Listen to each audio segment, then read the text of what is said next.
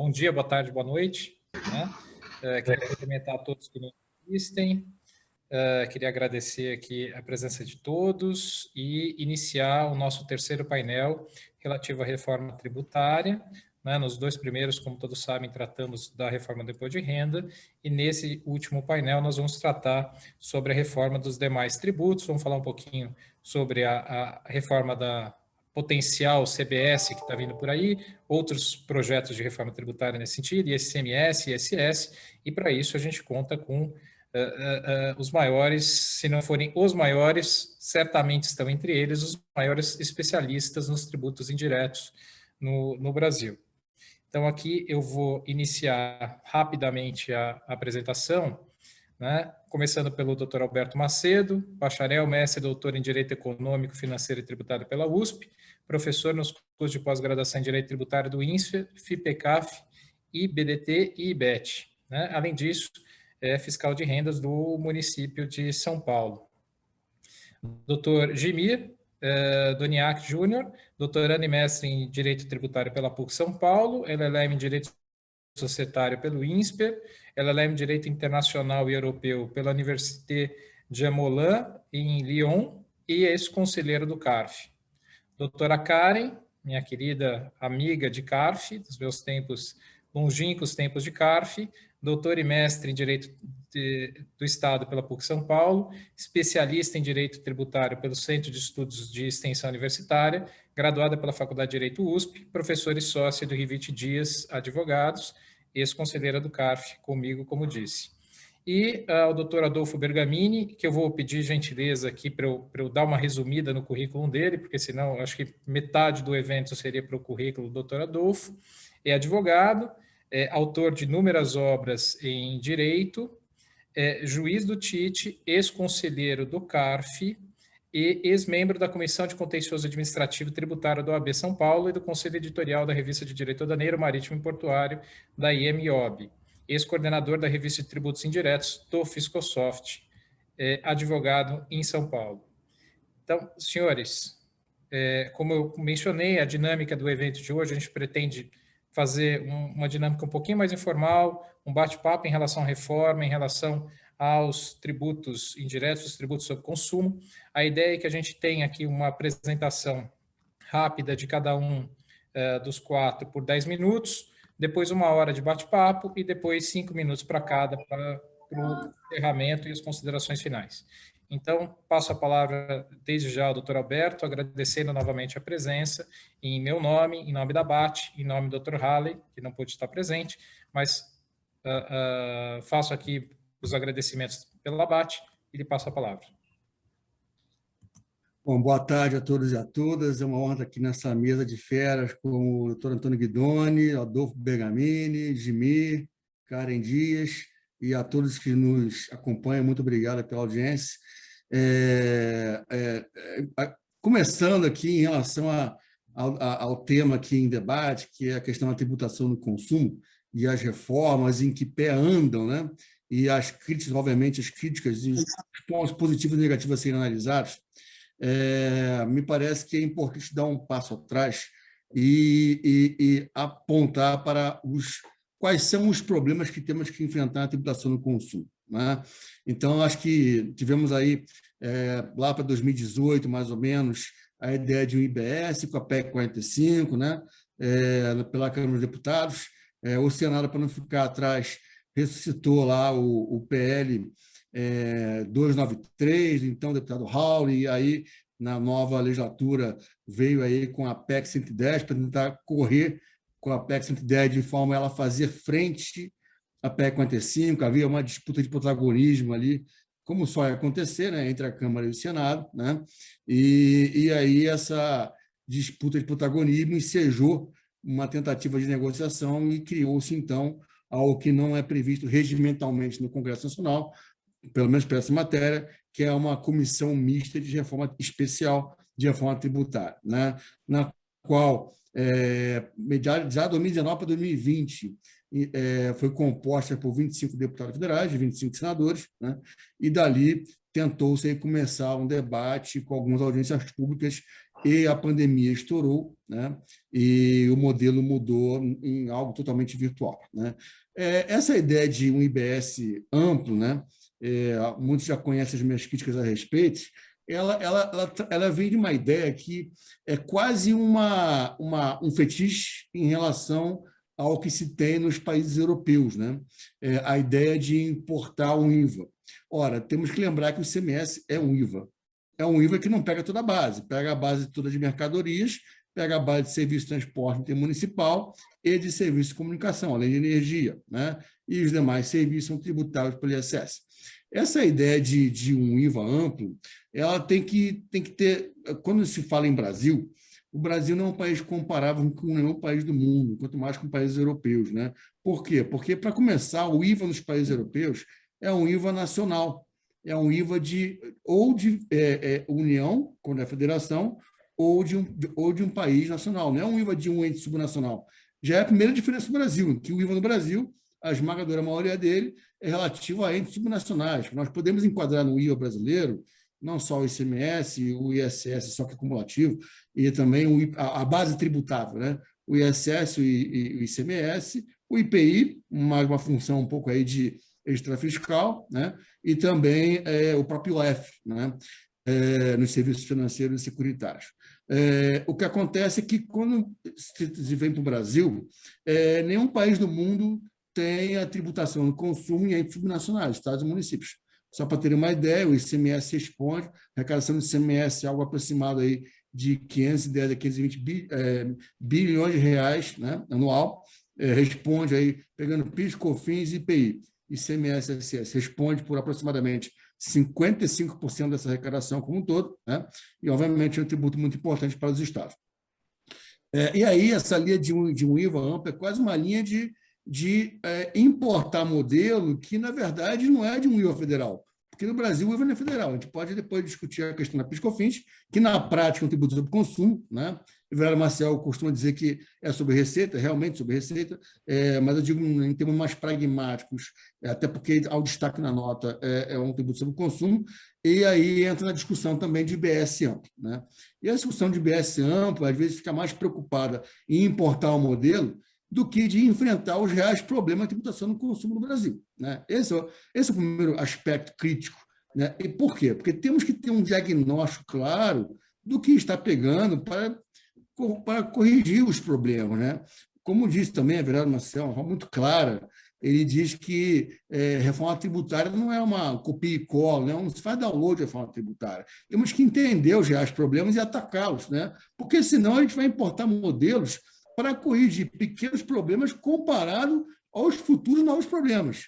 E sabemos que, no Brasil, falando em tributo não cumulativo, só ia acontecer problema, né? O ICMS hoje é o pior tributo do Brasil, né? A PIS/COFINS, lembremos dos dois regimes, o regime cumulativo e simplificado, né? De 3,65 de alíquota. O problema da PIS/COFINS se concentra no seu regime não cumulativo, né? Então, a questão da definição de um conceito de insumo, em que seria fundamental clarear isso aí, e clareando essa questão já acabaria com os principais problemas da PIS/COFINS no Brasil. A questão de diversos regimes especiais, ora, se tem força política, a rigor seria uma lei com 2 artigos para acabar, né? O primeiro artigo dizendo que revoga os regimes especiais em geral, e o segundo artigo dizendo que a lei entra em vigor na data da publicação, claro, respeitando a segurança jurídica advindo das próprias normas do Código Tributário Nacional, né? Quando você fala de prazo certo e benefício fiscal condicionado,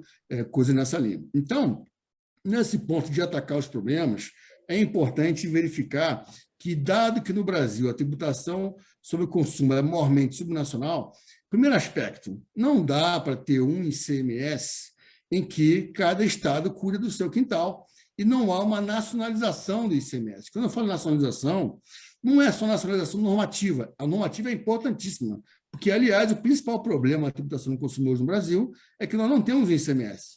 Nós temos 27 ICMS. Esse é o principal problema, para começar. E eu fico empresário doido tendo que entender as normas de todos os estados em que ele opera, né?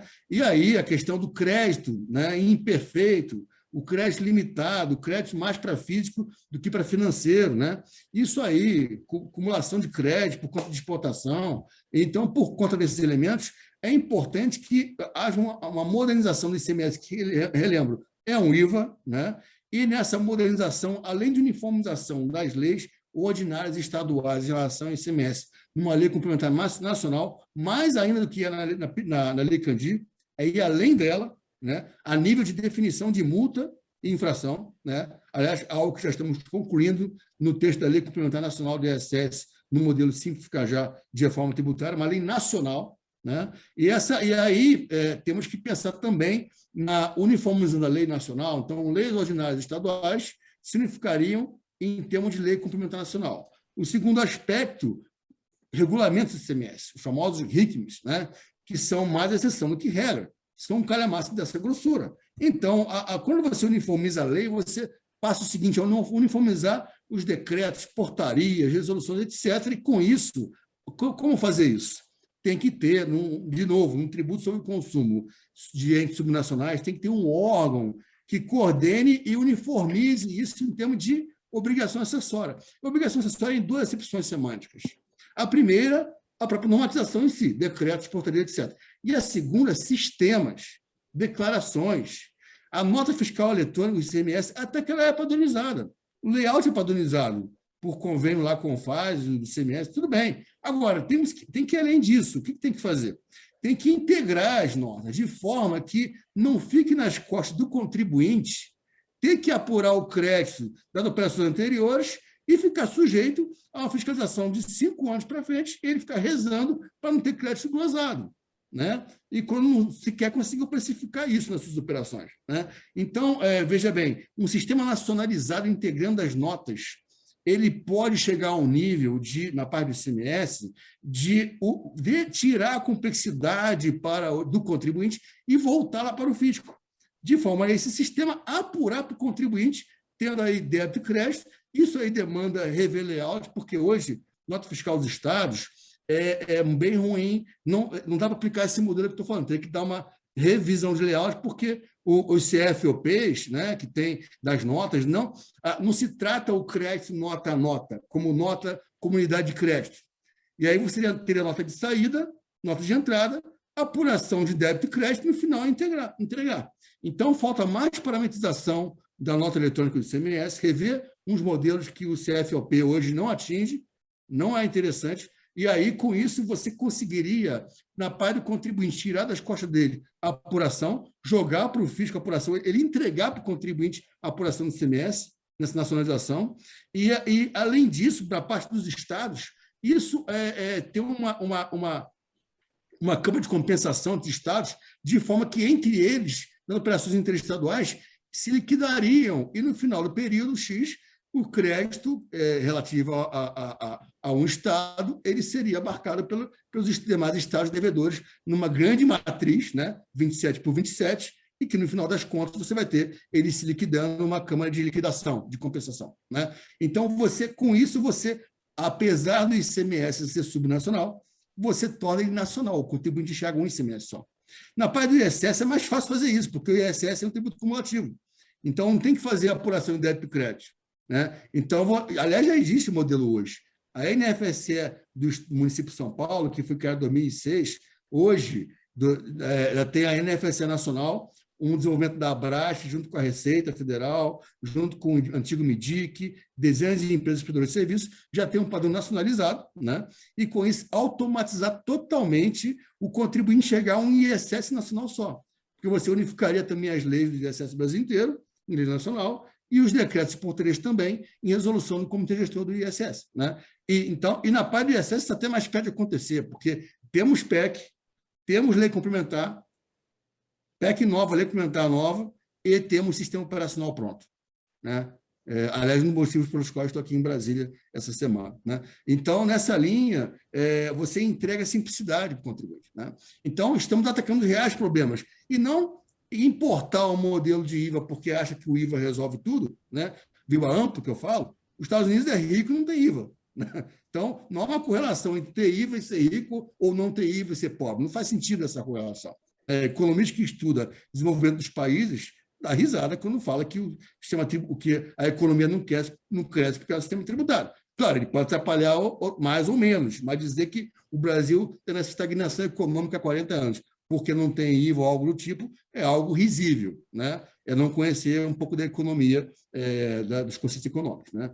E na parte da CBS, também aí no nosso Simples Cajal, www.simplescajal.org.br, que é uma proposta que 120 entidades apoiadoras, setor público e privado, mais de 60% do PIB apoiando a proposta, né? Além do setor público também. Também na parte da CBS entendemos bem complicado, no sentido de que, ora, de novo, a CBS é aquela ideologia do IVA. O IVA resolve todos os seus problemas, né? Ora, temos que ver a vida real. A vida real é um país pobre, que é o Brasil, em que as pequenas empresas estão 85% no regime cumulativo e simplificado da PIS/COFINS. Zero contencioso. Vamos mexer com essas empresas e jogar no regime não cumulativo, vai faltar contador. Vai faltar contador no país, né? E vão errar muito mais, não tenho dúvida disso. Vão errar muito mais, o que não erra hoje. Hoje é alíquota vezes receita igual ao valor a pagar, né? Hoje é isso. Vai jogar essa esmagadora maioria num regime não cumulativo para dizer que temos IVA, né?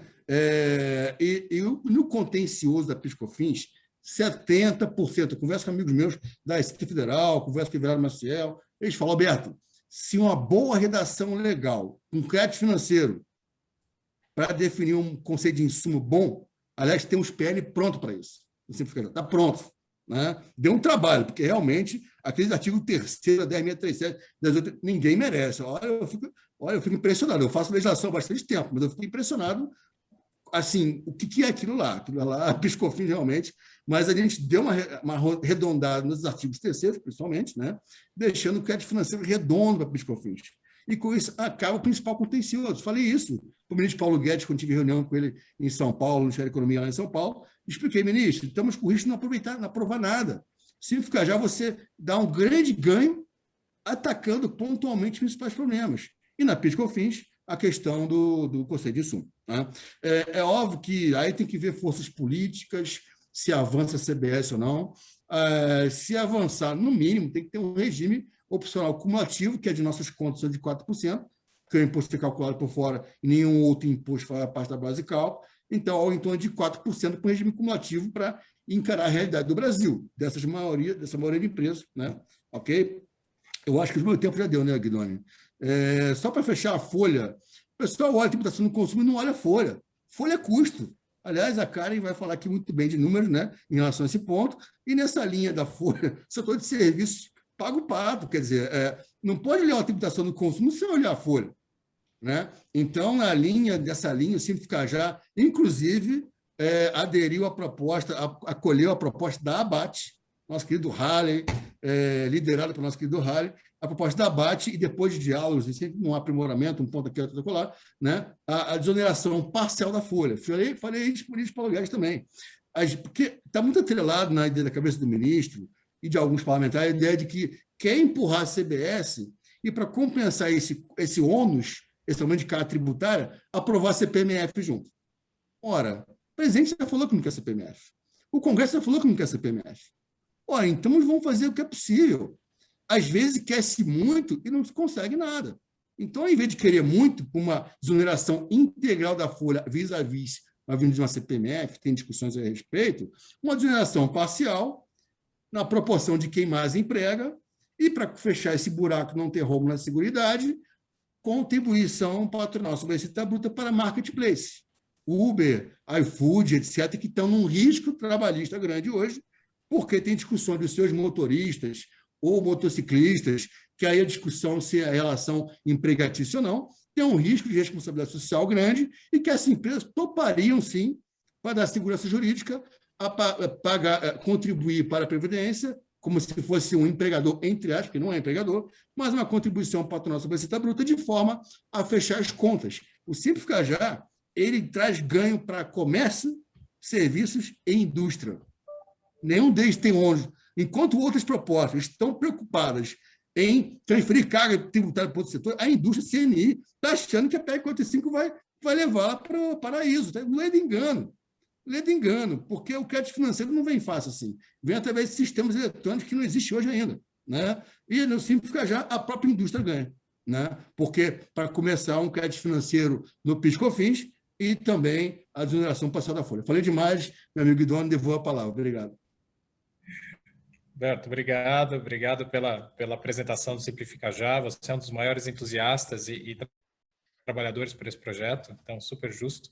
E aqui eu vou passar a palavra aqui à doutora Karen, já que foi citada na sua apresentação, para que ela eventualmente trate desses números, cite os números e fale, e apresente eventualmente algumas críticas para o Simplifica Já, para que não fique só elogios, né? Então aqui vamos, doutora Karen, por favor.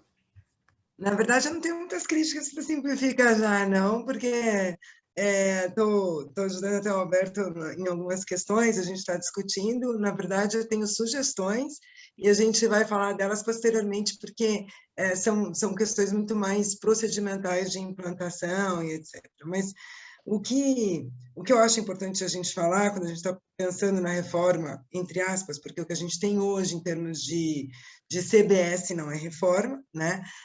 O IBS, sim, a PEC 45, a PEC 110, se pretende, sim, uma reforma, não é o caso da CBS. A CBS é um aumento de carga tributária para setores específicos, né? Uma reforma, digamos assim, se a gente for chamar de reforma, é muito menos do que a gente teve no passado, que, de fato, foi uma evolução com lucro presumido, e mesmo com a não cumulatividade do PIS e COFINS, ali se buscou algo novo. A CBS não está, no meu ponto de vista, trazendo algo novo, e sim está retrocedendo para uma tributação muito próxima do ICMS, com créditos a mais. É assim que eu estou vendo.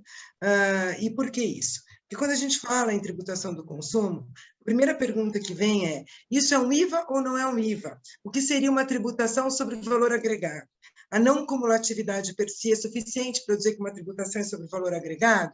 Não me parece que seja essa a resposta, né? Porque eu tenho não cumulatividades muito impróprias, como a gente tem no ICMS, como a gente tem no IPI. A gente não tem uma tributação de valor agregado. Hoje, o PIS e COFINS, após a decisão, né, do STJ, após a gente olhar e falar, olha, tudo que tem critério de relevância, pertinencialidade, a gente está muito mais próximo de um IVA para quem está na não cumulatividade do que se pretende a CBS. Então, toma cuidado, indústria. Toma cuidado, que tudo que você tomar de serviço vai ser muito mais caro. Não pensa que vai ser ótima a CBS. Por quê? Porque ele está dizendo o seguinte, olha, eu estou te dando muito crédito, mas você está dizendo que a minha base não é mais. A minha base de cálculo, eu não calculo mais o PIS e COFINS em base contra base. Eu calculo imposto contra imposto.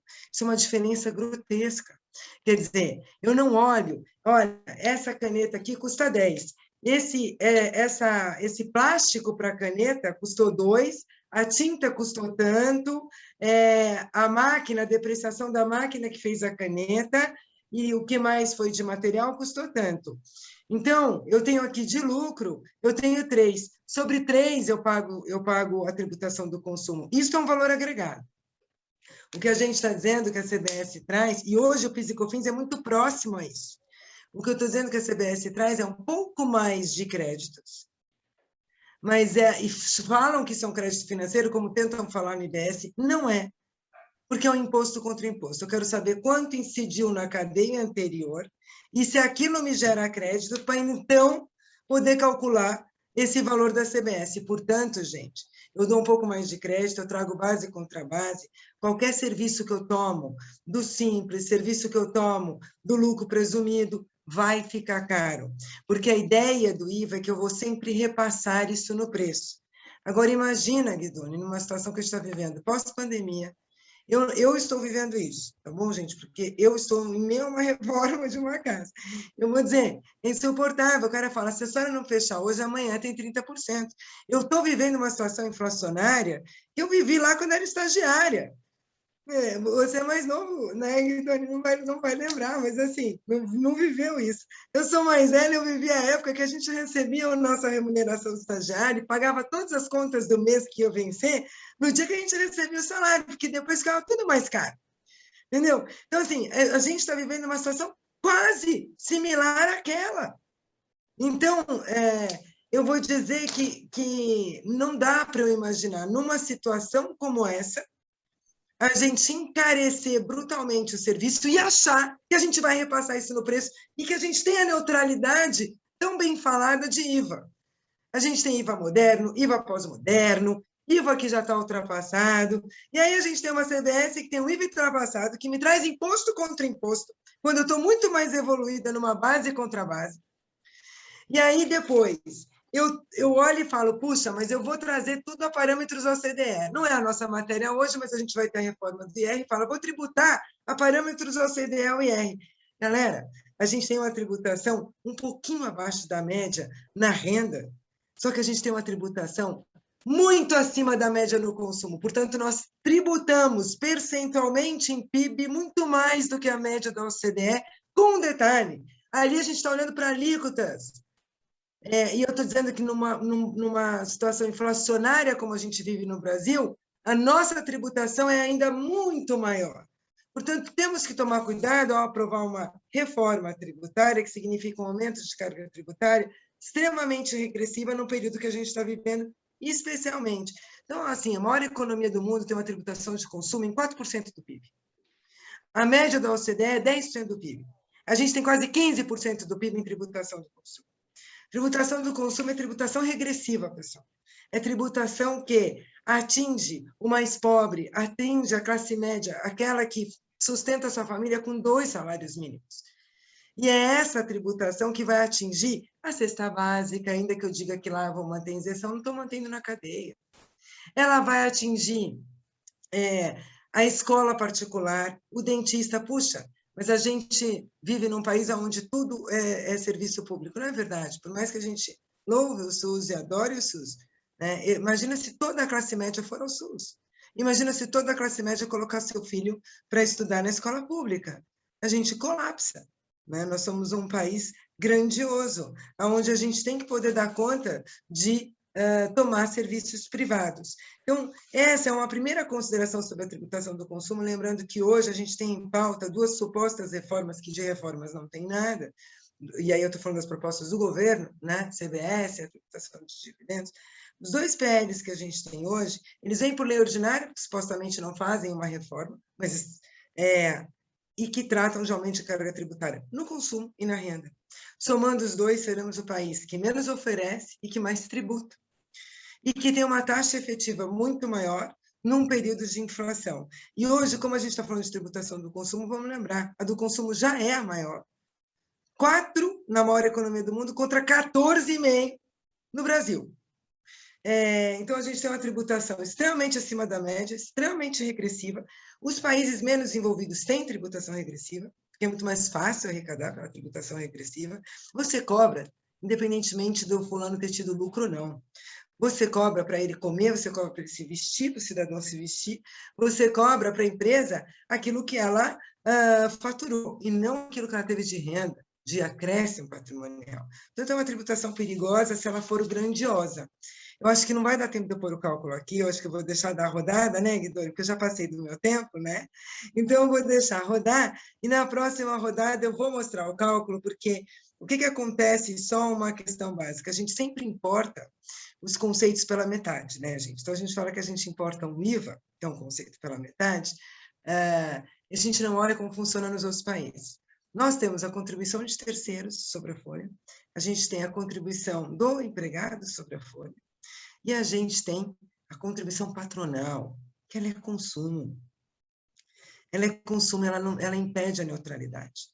Então, uma tributação como pretende, seja IBS, seja a PEC 110, 45, o PL da CBS, ele impede a neutralidade num país que tem um payroll tax do tamanho do nosso.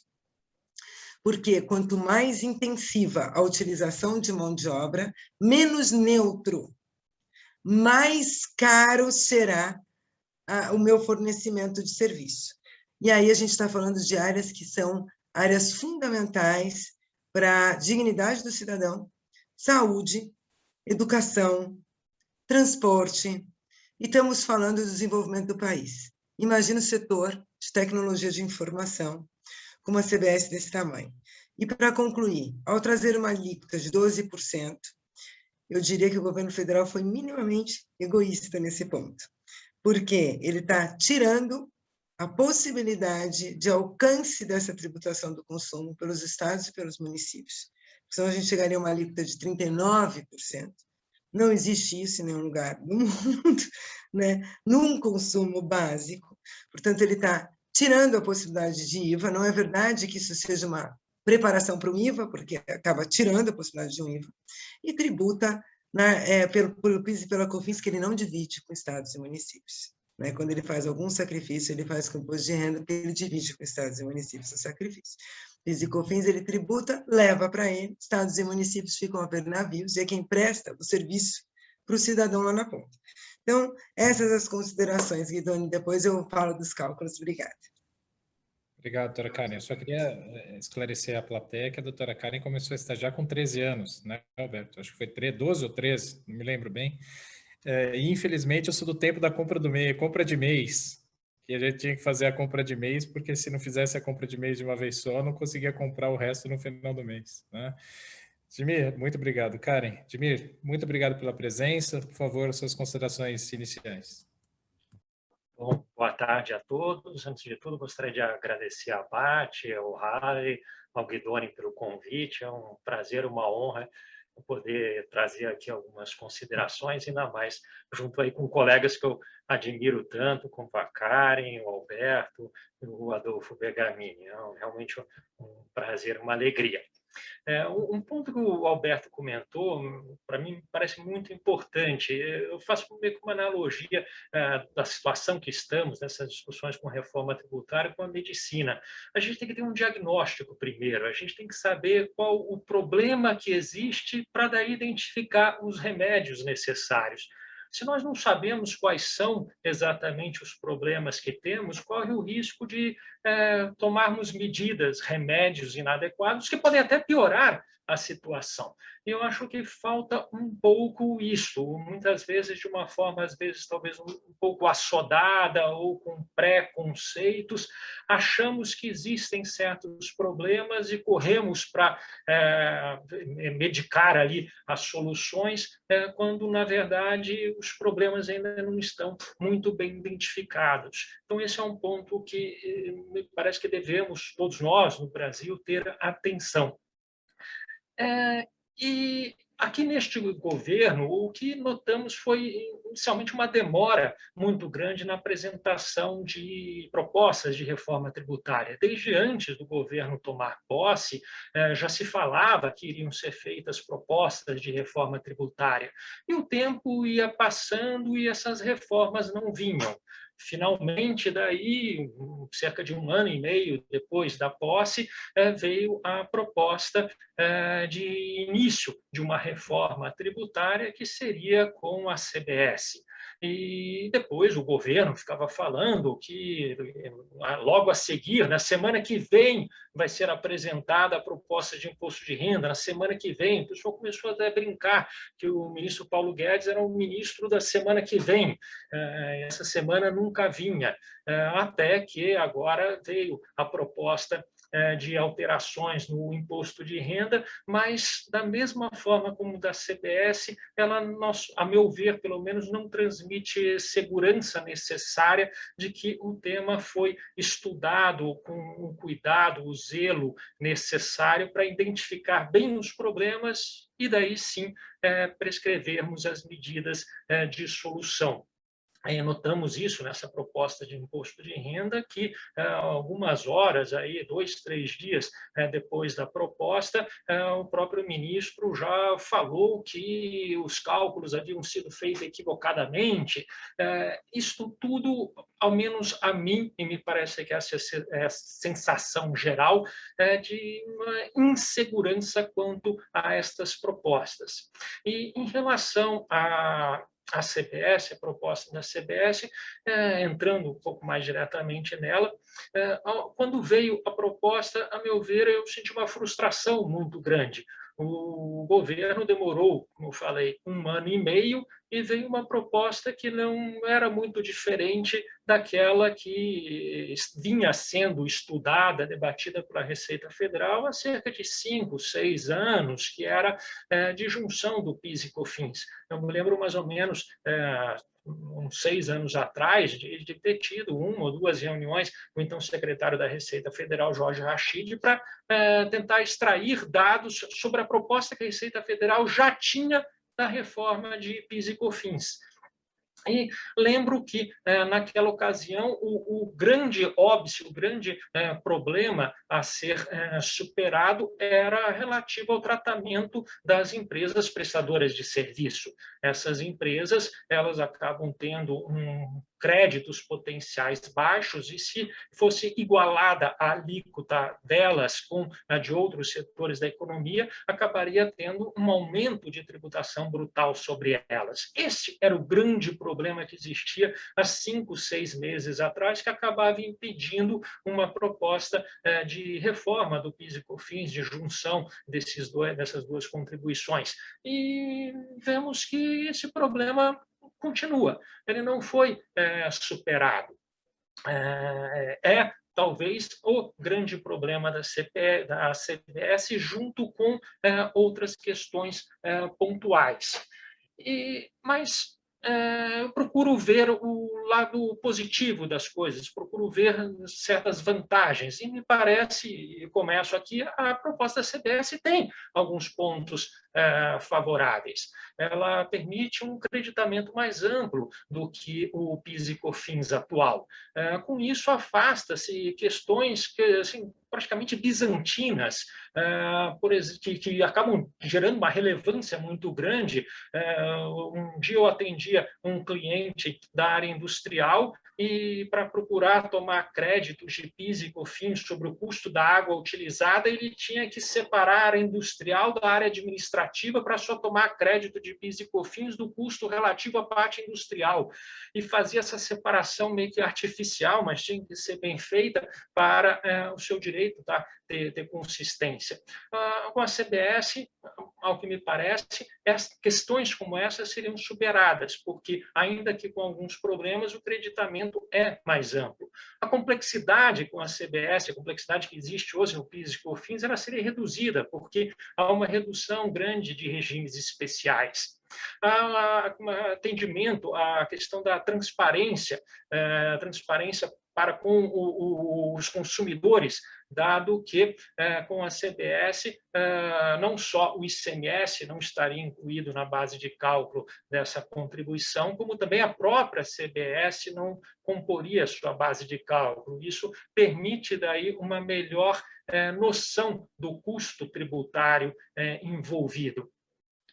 Comparando a CBS com a PEC 45, ela evita o longo período, longo prazo de transição que tem na PEC 45 de 10 anos, em que daí haveria a coexistência de todos os tributos antigos com um novo tributo. Tributos antigos, que alguém já falou que seriam como tributos zumbis, que continuariam existindo, nos assombrando, junto com um novo tributo, que seria o IBS. Com a CBS, não temos isso.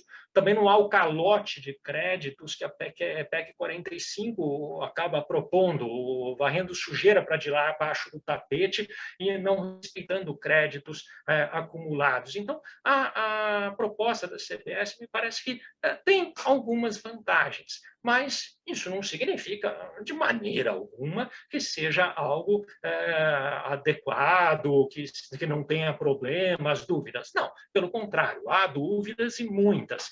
Como acho que também o Alberto falou, há um certo fetiche com IVA, tributação sobre o consumo, e percebe-se isso na proposta da CBS. De um lado, fala-se de tributação de receitas, de outro, o próprio nome, a contribuição sobre sobre bens e serviços, ou seja, se dá a impressão de se pretender tributar o consumo. Isso gera dúvida, inclusive, daí, da constitucionalidade dessa proposta, se estaria abrangida na competência da União Federal, se a União Federal não estaria aí como que se apropriando da competência de estados e municípios.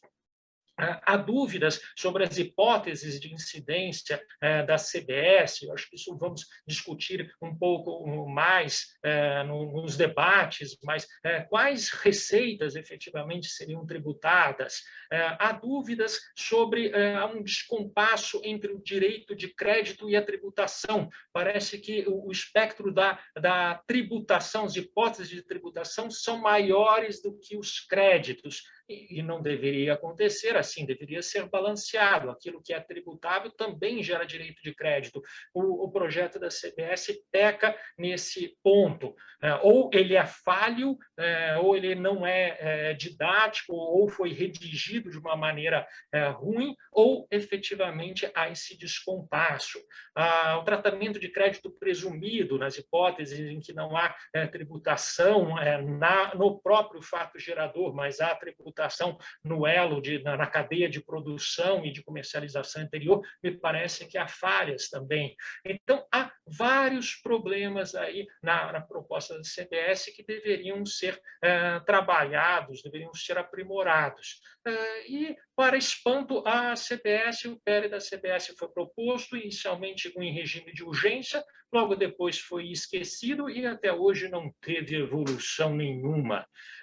Enquanto isso, agora temos essa proposta do imposto de renda procurando se fazer a aprovação da maneira mais rápida, sodada possível, o que mostra todo um descompasso e, novamente, eu retorno para o meu ponto de partida.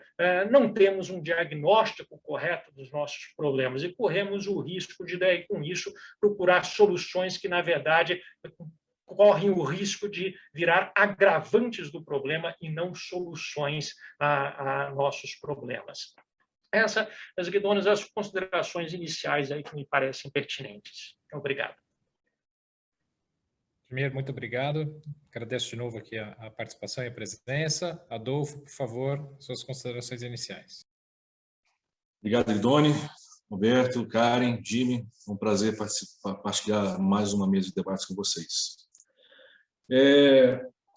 Antes de falar da reforma da CBS ou do IBS, eu proponho um passo para trás e refletir por que nós pagamos impostos, tributos. Se formos lá para a filosofia, para a sociologia, Rousseau vai falar para a gente que a gente paga tributos porque a gente abre mão da liberdade individual, mediante entrega de patrimônio, para ter serviços, para ter garantia de individuais, etc. Eu lembro que no mestrado eu li um livro, O Mito da Propriedade, onde se defende que nós só temos direitos individuais para o do Estado. O Estado precisa se financiar, né? Nós só temos direito à propriedade privada porque tem poder judiciário, com leis que garantem provimento jurisdicional, uma força repressora legal que é a polícia, para que nós tenhamos esse tipo de direito. Bom, então o Estado tem gastos, e é por isso que nós pagamos impostos, para que esses gastos sejam financiados. Nesse pensamento, eu fiz aqui o destaque de algumas informações para a gente entender em que ponto que nós estamos e aonde que poderemos chegar sem querer ter um efeito negativo. Puxei aqui o portal G1, em setembro de 2020, noticiou que o governo federal, no início de 2020, tinha autorizado um déficit orçamentário de 124 bilhões de reais. Em julho, a previsão estava em 787, dados os gastos com a Covid e com a pandemia. Em setembro de 2020, o déficit estava previsto para 861 bilhões de reais. Em 2021, o Prima Fiscal, que é um relatório divulgado aí pelo Bacen e tudo mais, o Roberto deve conhecer, está estimado, a divulgação foi em 16 de abril desse ano, a estimativa de déficit é de 251 bilhões de reais. A dívida pública do país deve fechar 2021 com 89% do PIB nacional. E no ano que vem, a dívida pública deve fechar em 91% do PIB nacional. Então, os gastos estão crescentes, com ou sem pandemia. Eu dou algumas aulas de PIS e COFINS, e na última exposição, o tema é PIS e COFINS, como será seu futuro? E eu faço uma pequena demonstração das alíquotas das contribuições no tempo. Então, na Lei Complementar 7 de 70, o PIS tinha alíquota de 0,4%. E o FINS social, no Decreto-Lei 1940, de 82, tinha alíquota de 0,5%. Uma alíquota global de 0,9%. Aí o FINS social foi tido como inconstitucional, veio a COFINS, com a Lei Complementar 70/91, a alíquota de 2%. Somada à antiga alíquota do PIS de 0,4%, carga global de 2,4%. Uma diferença nominal a maior de 1,5%, uma diferença proporcional representativa de um aumento de 167% de carga tributária.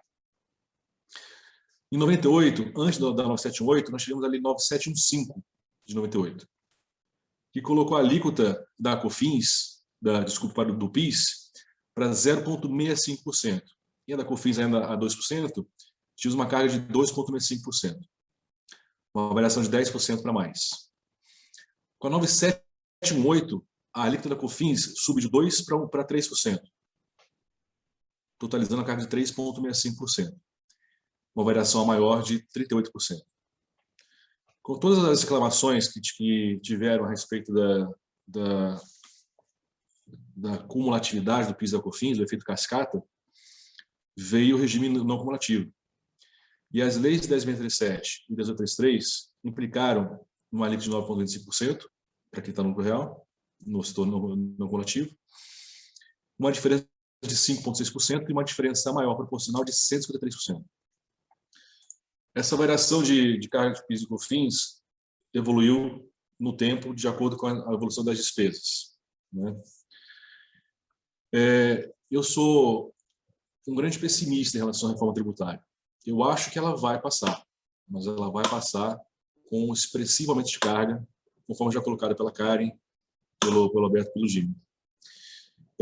E pensando na exposição de hoje, eu tentei pensar não na reforma pela reforma, na reforma segundo o efeito dos empresários, né, que é o que mais se tem na notícia, mas na reforma para a população, para mim, para o Guidoni, para a Karen, para quem assiste, para quando vai no supermercado e na farmácia. Quais os efeitos mais danosos que nós teremos? Então, eu separei aqui. Inflação em alimentos e medicamentos. O PL 3887/2020, que é o PL da CBS, ela fala no seu artigo 3º, 4º, no anexo 1, quais alimentos da cesta básica estão isentos de CBS. Mas o problema é que o artigo 130, inciso 14, revoga os artigos 8º e 9º da 10.925/2004. Para quem não sabe, esse artigo 8º e o artigo 9º da Lei 10.925/2004 traz sucessivos regimes de suspensão e crédito presumido de PIS e COFINS na comercialização de certos produtos, como certas NCMs, destinados à alimentação animal ou humana. Esses regimes de crédito presumido e suspensões têm um efeito de reduzir a tributação, de reduzir expressivamente a tributação na cadeia de produção dos alimentos, desde o plantio até a venda no varejo.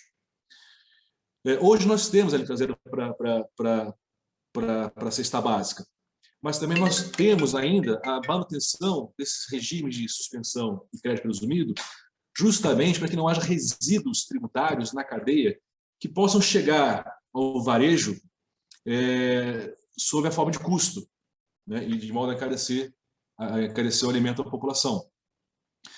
Então, com a revogação desses regimes diferenciados, nós certamente teremos aumento de carga. Mesmo porque, lá no artigo 1º da Lei 10.925, de 2004, também em revogação, nós temos a alíquota zero para defensiva agrícola, para adubos, fertilizantes, sementes, mudas, produtos de natureza biológica utilizados na produção do próprio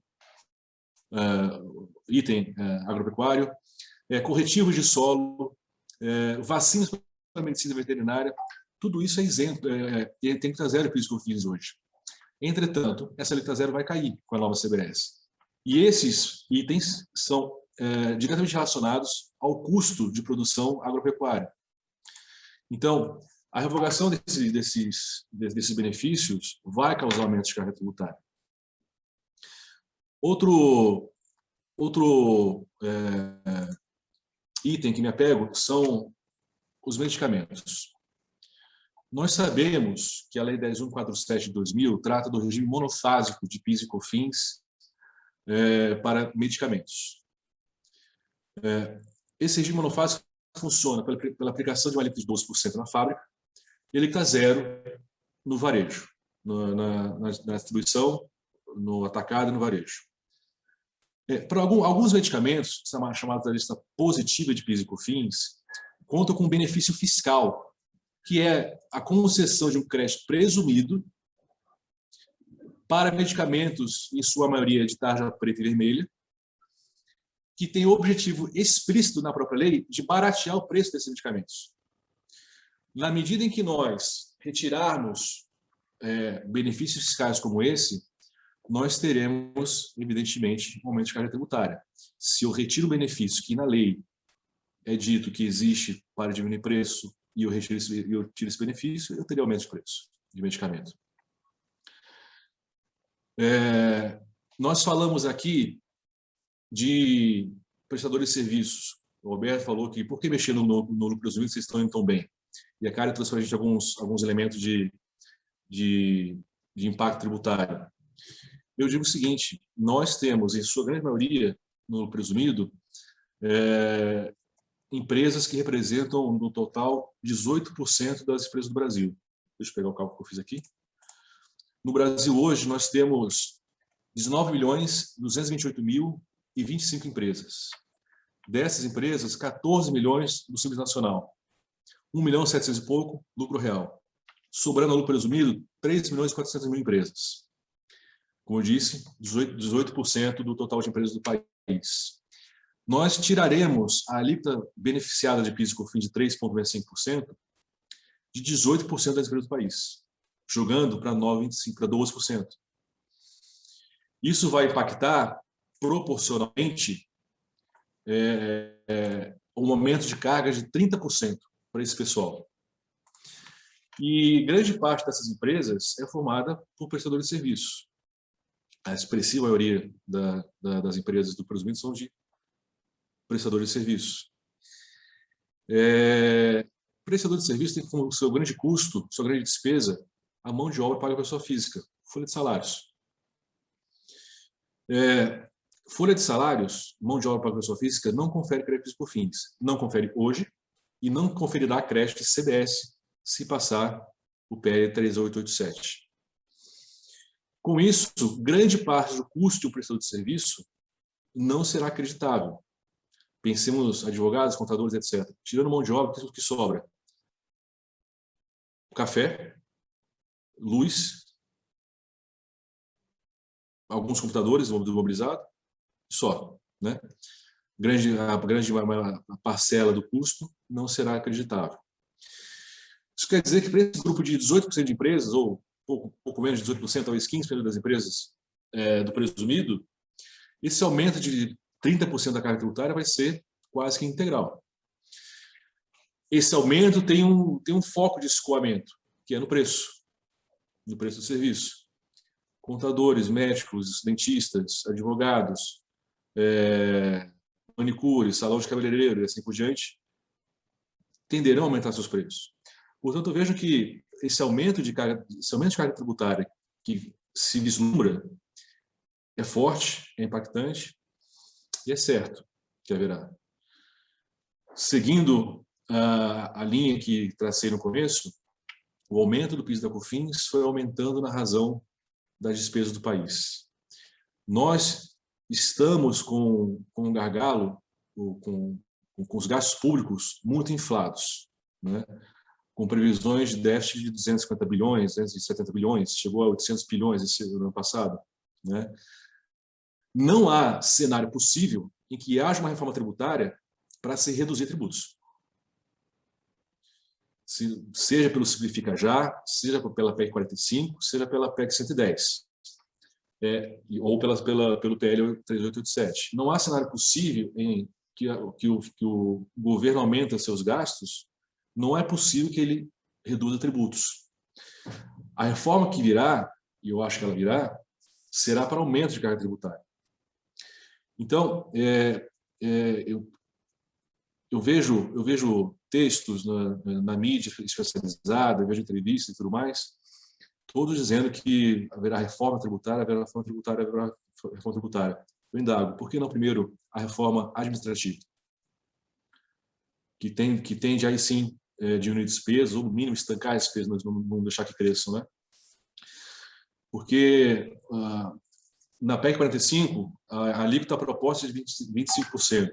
Essa alíquota é irreal. Se a gente somar ICMS e ISS, nas suas mais variadas alíquotas, nós temos a alíquota de 12% da CBS, mais as alíquotas por dentro de ICMS, que seria para compensar, nós teríamos alíquotas que variam de 54,86% a 25,64%. Então, a alíquota mais baixa, olhando o cálculo por dentro do ICMS, que se refletiria no cálculo por fora da CBS, né? A gente traria para a alíquota nominal, que hoje é a alíquota por dentro. A carga mais baixa é a alíquota proposta do IBS, enquanto que a carga mais alta é o dobro, né? Então, eu não vejo cenário possível de redução de carga tributária.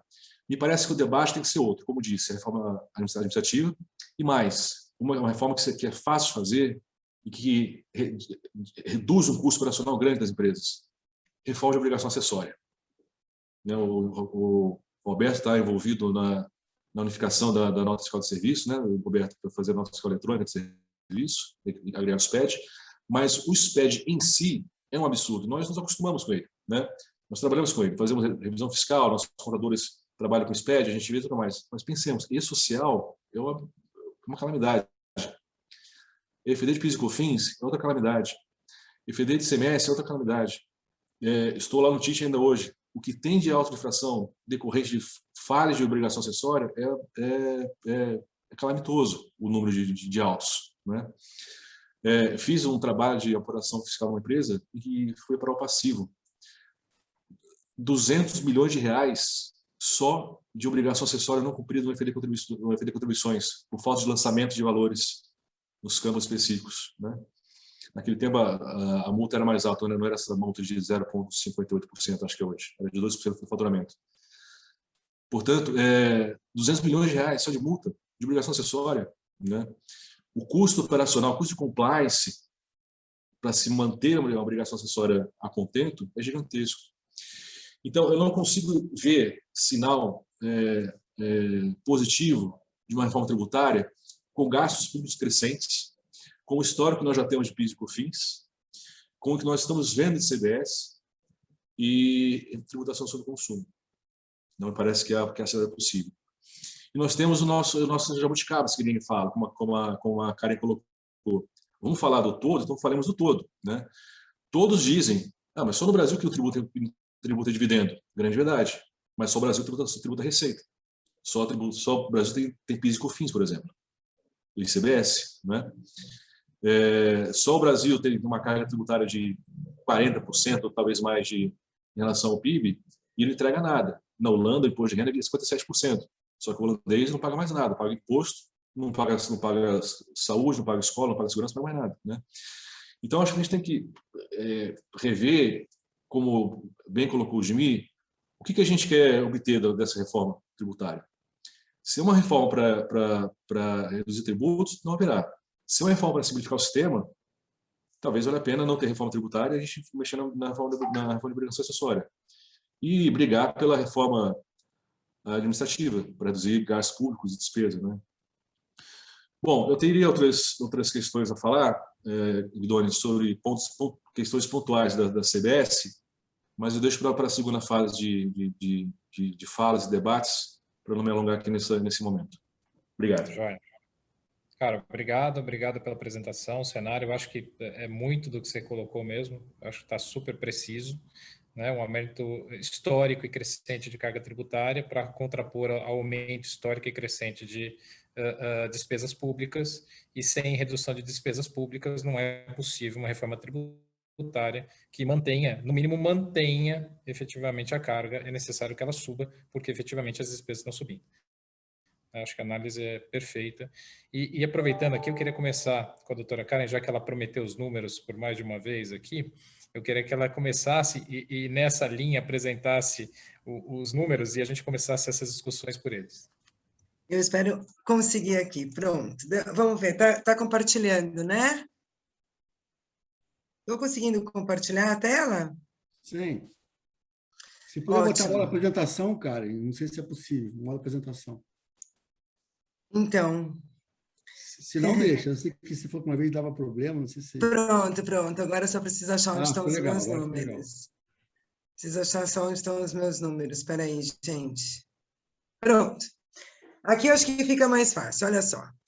Imaginando uma empresa que tem uma mão de obra representando 30% da formação do preço dela, tá? Bastante automatizada, o custo de mão de obra dela é 30% da formação do preço dela. Ela tem uma carga tributária sobre esse insumo, que é a mão de obra, de 20%. Eu não estou considerando o encargo que é do empregado, porque isso é tributação da renda dele, né? Em todo lugar do mundo, quando falam, não, previdência existe, é alta em todo lugar do mundo, nos países desenvolvidos, a tributação sobre a renda do empregado, né, da pessoa. A gente está falando aqui do payroll tax, aquela sobre a folha da empresa, né? E aí, essa da empresa, a gente tem ali uma tributação de 20%, sem os terceiros, porque a gente com terceiros aqui vai para 26% para mais, e aí 20%, então, na formação do preço, 6% é a carga desse insumo, que não é neutro, que não gera crédito e que não é repassado. E aí ele tem custos e despesas que vão gerar crédito, estão na formação do preço em 70%, 12% de CBS, esses 12% vai ser neutro.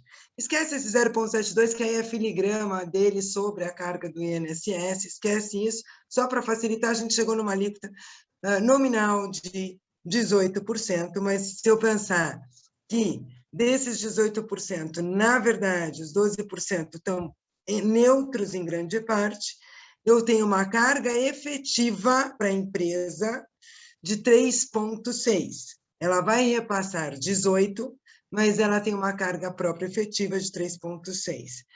Se eu tiver 70% do meu preço, do meu custo, composto por mão de obra, ou seja, sou uma atividade que utiliza intensamente a mão de obra, tecnologia de informação, escola, toda a produção artística, hospitais, clínicas médicas. Então, eu tenho lá, grande parte do meu custo está na mão de obra. 20% sobre isso não é neutro, que significa 14%. 14%. E aí, 30% só da formação do meu preço tem a neutralidade da CBS. Mas a CBS vai incidir sobre tudo, vai se somar esses 14%, eu vou ter uma alíquota nominal de 27,68%, uma carga efetiva de 8,4%. Pessoal, a indústria hoje já tem o 3,6% via de regra. Quem para na utilização de mão de obra compondo apenas 30% do preço, a alíquota efetiva já é 3,60%, que é exatamente o PIS e COFINS cumulativo, porque Everardo não era bom, não, é muito inteligente, né? O Everardo, quando fez o PIS e COFINS cumulativo, ele calculou qual que é a média. Quem está no não cumulativo mantém quanto de arrecadação? Portanto, 3,60 ou 65 é normalmente mais do que os 9,25 não cumulativo para um setor que não tem utilização intensiva de mão de obra. Quem tem utilização intensiva de mão de obra, a CBS é totalmente desproporcional. Agora, leva essa alíquota, por favor, de 12% a 30% ou a 35% no IBS. O que vai acontecer com a prestação de serviço? Ele vai ter uma alíquota de 9%, 10%, 12% efetiva? Não, ele vai ter uma alíquota de 30% efetiva, de 25% efetiva, porque ele não tem crédito, simples assim. Porque ele tem uma tributação maior, tão grande ou maior, sobre o insumo mão de obra, que não é neutro. É por isso que na França, onde a previdência é altíssima, eles falam, instituições financeiras não têm IVA, porque IVA encarece dinheiro. IVA não vem sobre instituição financeira, ela tem outra tributação, não essa sobre o consumo. Então, ela tem um payroll tax alto. Quanto mais a empresa é contribuinte de IVA, menos ela pode pagar payroll tax até zerar. Olha que doido. E a gente aqui não. A gente não está nem aí, porque a gente importa pela metade, traz essa neutralidade. E com isso eu vou aumentar todos os serviços e eu vou sobrecarregar e impedir ou causar desemprego, né? Impedir contratações e causar desemprego nos setores que utilizam mão de obra intensiva. Eu preciso de empregos e não matar a possibilidade de emprego. Muito bom eu ter uma indústria automatizada. Mas, gente, isso aqui é um país que fornece mão de obra qualificada, boa, cara. A gente não pode perder o que a gente tem de bom, né? E aí a gente acaba perdendo o que a gente tem de bom. Então, e aí é óbvio, aí a gente vê como ficou impedido uma reforma de IVA, porque como é que Estado e município vai enfiar mais 20 e tantos % aí? Não tem condição. E aí a gente tem mais um detalhe aqui que eu queria aproveitar só a apresentação e trazer mais uma coisinha aqui que realmente é muito importante. Olha, a gente não pode ter alíquotas diferenciadas. Alto lá. Primeiro que se eu fizer imposto sobre imposto, não tem por que não admitir alíquota diferenciada. Agora, eu deveria ter base contra base e aceitar alíquotas diferenciadas. Veja, na maior parte do mundo as alíquotas são diferenciadas. Isso aqui é alíquota base, tá, gente? Então, se a gente tem um 12% de CBS, junta com o que se pretende para PIS e COFINS, a gente vai a 30%. E olha isso aqui, olha, em nenhum lugar do mundo. E aí a gente tem as alíquotas base, a gente tem as alíquotas reduzidas e várias reduções diferentes. E a gente tem as alíquotas de externalidades negativas, as alíquotas majoradas, ou extremo luxo ou externalidades negativas. Agora, o que é interessante? Também a redação do PL. Porque a gente está falando de receita, receita, receita. Gente, a CBS está querendo ser um IBS ou uma PEC 110 sem lei complementar e sem emenda à Constituição. Então, ela está dizendo que ela está tributando a receita bruta. Pessoal, ela não está tributando a receita bruta. Receita bruta tem um momento temporal totalmente diferente de valor da operação. Pode coincidir, mas são coisas diferentes, né? Eu aufilho receita e registro na minha contabilidade por competência, tributo por competência ou por caixa, se eu estiver no simples ou no presumido. Isso é uma coisa. O valor e o momento da operação pode ser outro. O momento da operação não é necessariamente o momento do reconhecimento da receita. E o valor, muito menos. Todos os serviços de intermediação, como ocorre com as plataformas, eles têm um valor de intermediação. Isso foi bem respeitado nos bancos.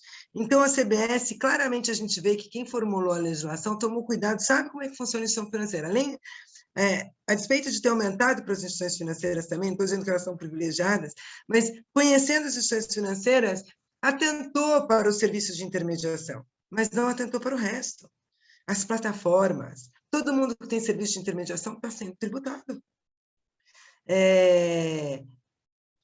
pelo valor da operação. Agora, cadê a capacidade contributiva? Esse dinheiro sequer circula por mim. Eu não tenho nem como ser aquele que retém. Como é que eu posso ter obrigação de reter ou de pagar sobre o valor da operação que eu não recebo? Minha taxa de comissão é 5%, é 10%, é 1%. Portanto, a CBS é maior do que eu recebo. Tornou inviável qualquer intermediação. Olha que coisa louca. Traz um custo compliance enorme, porque toda vez que eu falo de imposto contra imposto, a necessidade do contribuinte fiscalizar aquele seu fornecedor é muito grande, porque até 5 anos depois se retroage, se caça aquela empresa, se diz que ela não recolheu o tributo e se cobra com uma multa, onde esse contribuinte, por ser um tributo teoricamente sobre valor de operação repassado e não sobre receita própria, porque aqui está chamando receita própria, mas é sobre valor de operação, o contribuinte é criminalizado com multas altíssimas, né? O Adolfo fez parte do Tribunal de Impostos e Taxas há anos, o Adolfo conhece, eu também fiz, mas há muito mais tempo, e ele fez por mais tempo que eu, foi juiz do TIT, e sabe que grande parte dos processos lá é de nota fiscal inidônea. É um custo compliance gigantesco. Agora, vocês imaginam uma pessoa que está no simples e uma pessoa que está no presumido, manter uma escrituração e uma fiscalização do seu fornecedor, uma sistemática de crédito e débito, quanto essa coitada vai errar? Que nem a gente não sabe se incide sobre receita ou se valores da operação. Por isso que a gente discute que vai ter sobre locação ou não, arrendamento mercantil deveria gerar crédito, mas não gera, e assim por diante, né? Então, é sobre receita, é inconstitucional na largada, litígio certo, com nota fiscal inidônea, trazendo um custo compliance enorme, aumentando a contratação do Estado, que não para de aumentar o gasto, e a gente tem um aumento brutal de arrecadação do setor de serviços, que é o que mais sofreu na pandemia, vamos lá, é o que mais sofreu na pandemia, e é o que sofrerá brutalmente agora, com essa situação, se passar um procedimento desse. Portanto, qualquer tributação do consumo, me parece, deve buscar neutralidade. Primeiro, eu cuido do encargo da mão de obra para que ele também seja neutro ou inexistente, no caso de um IVA. Senão, ele tem que ser diferente.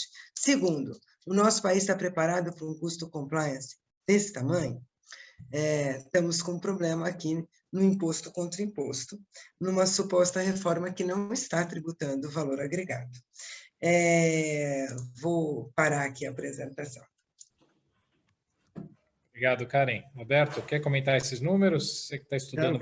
Quero sim. Primeiro, a Karen coloca muito bem, né? Deixa claro, né? E a injustiça quando não se olha um custo relevantíssimo que é a mão de obra, caramba, né? Então, a vida real, né? Então, a teoria do IVA, né? Não olha um aspecto relevante que, de qualquer forma, são custos também. Esse é um ponto. Algumas questões, assim, diversos pontos que eu falo dos colegas, eu fui notando, às vezes o pessoal fala assim, não, tem que ter, o sistema está caótico, tem que ter reforma. Não tem. O que é reforma? Reforma é quando você muda o nome de tributo? É quando você muda a competência de tributo. O que é reforma? Que reforma queremos? Tem que ser uma igual a 65? Em 65, temos que lembrar, e eu estudei isso no meu doutorado, tive que resgatar essa história inteirinha, que tinha lá um IVC, Imposto sobre Venda em Consignações, que é cumulativo, né? Então, tendência de verticalizar a cadeia, né? E estava surgindo, tanto no Brasil quanto na Europa, a ideia de IVA. O Brasil foi um dos primeiros países do mundo a implantar o IVA, só que separou a base. Uma parte não cumulativa para o ICM, outra parte para o ISS, né? Além do IPI, que já era chamado de Imposto de Consumo antes de 65, né? Já era não cumulativo já na época lá. Então, temos que saber o que a gente quer. Assim, o fetiche de um nome reforma, o parlamento, a lógica do parlamento é a lógica do voto. A lógica do voto é relacionada à lógica da opinião pública. Então, fica a mídia, a turma lá que financia CECIF e tudo mais, batendo na mídia direto, com o espaço aberto no Estadão, e Folha, e Valor Econômico, e IVA, e vamos ser igual, se der, vamos ser rico, vamos importar o IVA, vamos ser rico. Assim, aquele meu raciocínio, se o Brasil entrar no OCDE, ele vai ser rico. Não faz o menor sentido. Ele tem que ser rico para depois entrar no OCDE, não o contrário. Vai ver o México como está. Vai ver o México como está. Está pior que o Brasil. Até por ser mais próximo dos Estados Unidos, está lá tendo que se adequar às regras do OCDE, e não pode fazer política econômica apropriada para o país, para ele crescer. Vai ficar interno no país, meio caminho o México. Coitado do México. Vamos para o mesmo caminho que o México? É isso que a gente quer para o Brasil? O Brasil não cabe no quintal de ninguém. O Brasil é um país riquíssimo. Temos todo o potencial. O país que mais cresceu de 30 a 80 no mundo. Só perdeu em PIB per capita crescimento para o Japão, se não estou enganado. Né? Vem a China, aqui na década de 70, 80, entendeu o Brasil, como é que fazia, BNDES, tal, e está lá há 40 anos crescendo, uma loucura. Né? Então, temos que entender a economia um pouquinho e não achar que o sistema tributário vai resolver os nossos problemas somente. Né? E atacar, sim, os problemas do sistema tributário. Então, esse papo de a reforma, o outro dia eu vi, fala, não, porque não podemos fazer puxadinhos. Defina puxadinho. Porque essa palavra depreciativa, de repente, soluções pontuais, que alguns chamam de puxadinho, é exatamente o que precisamos para resolver os problemas. Né? Então, de novo, né? Genericamente, não pode ter puxadinho, reforma, e não se olha, não se fala no diagnóstico. Eu estava semana retrasada com assessorias do senador Roberto Rocha e perguntei, cadê os números? Eu já sei que não tem número. O único número que tem é a LCA Consultoria, com um parecer concretado pelo CECIF para prometer crescimento econômico de 20% em 15 anos. Com econometria, como se economia fosse matemática. Como se economia fosse matemática. Só para ter uma ideia, economia não é matemática. Economia é política. É política mais do que nunca. E é olhar a historicidade dos países que deu certo e que deu errado. O Prêmio Nobel de Economia, se não estou enganado, Robert Lucas, em 2003, disse que havia extinguido, a economia extinguiu o problema dos ciclos econômicos, que de tempo em tempo vem a crise. Em 2003, Prêmio Nobel de Economia. Em 2008 veio a bomba. E aí? Né? Então, até cito aqui uma fala do economista Nelara Rezende, que tem aí, fala muito na mídia sobre críticas ao modelo econômico, ele fala o seguinte, abre aspas, a facilidade com que os economistas sempre se dispuseram a negar as evidências para preservar a tese é um triste atestado de que, ao contrário do que pretendem, são mais ideológicos do que cientistas. Fecha aspas. E eu podia colocar isso aí para alguns juristas também, né? Infelizmente.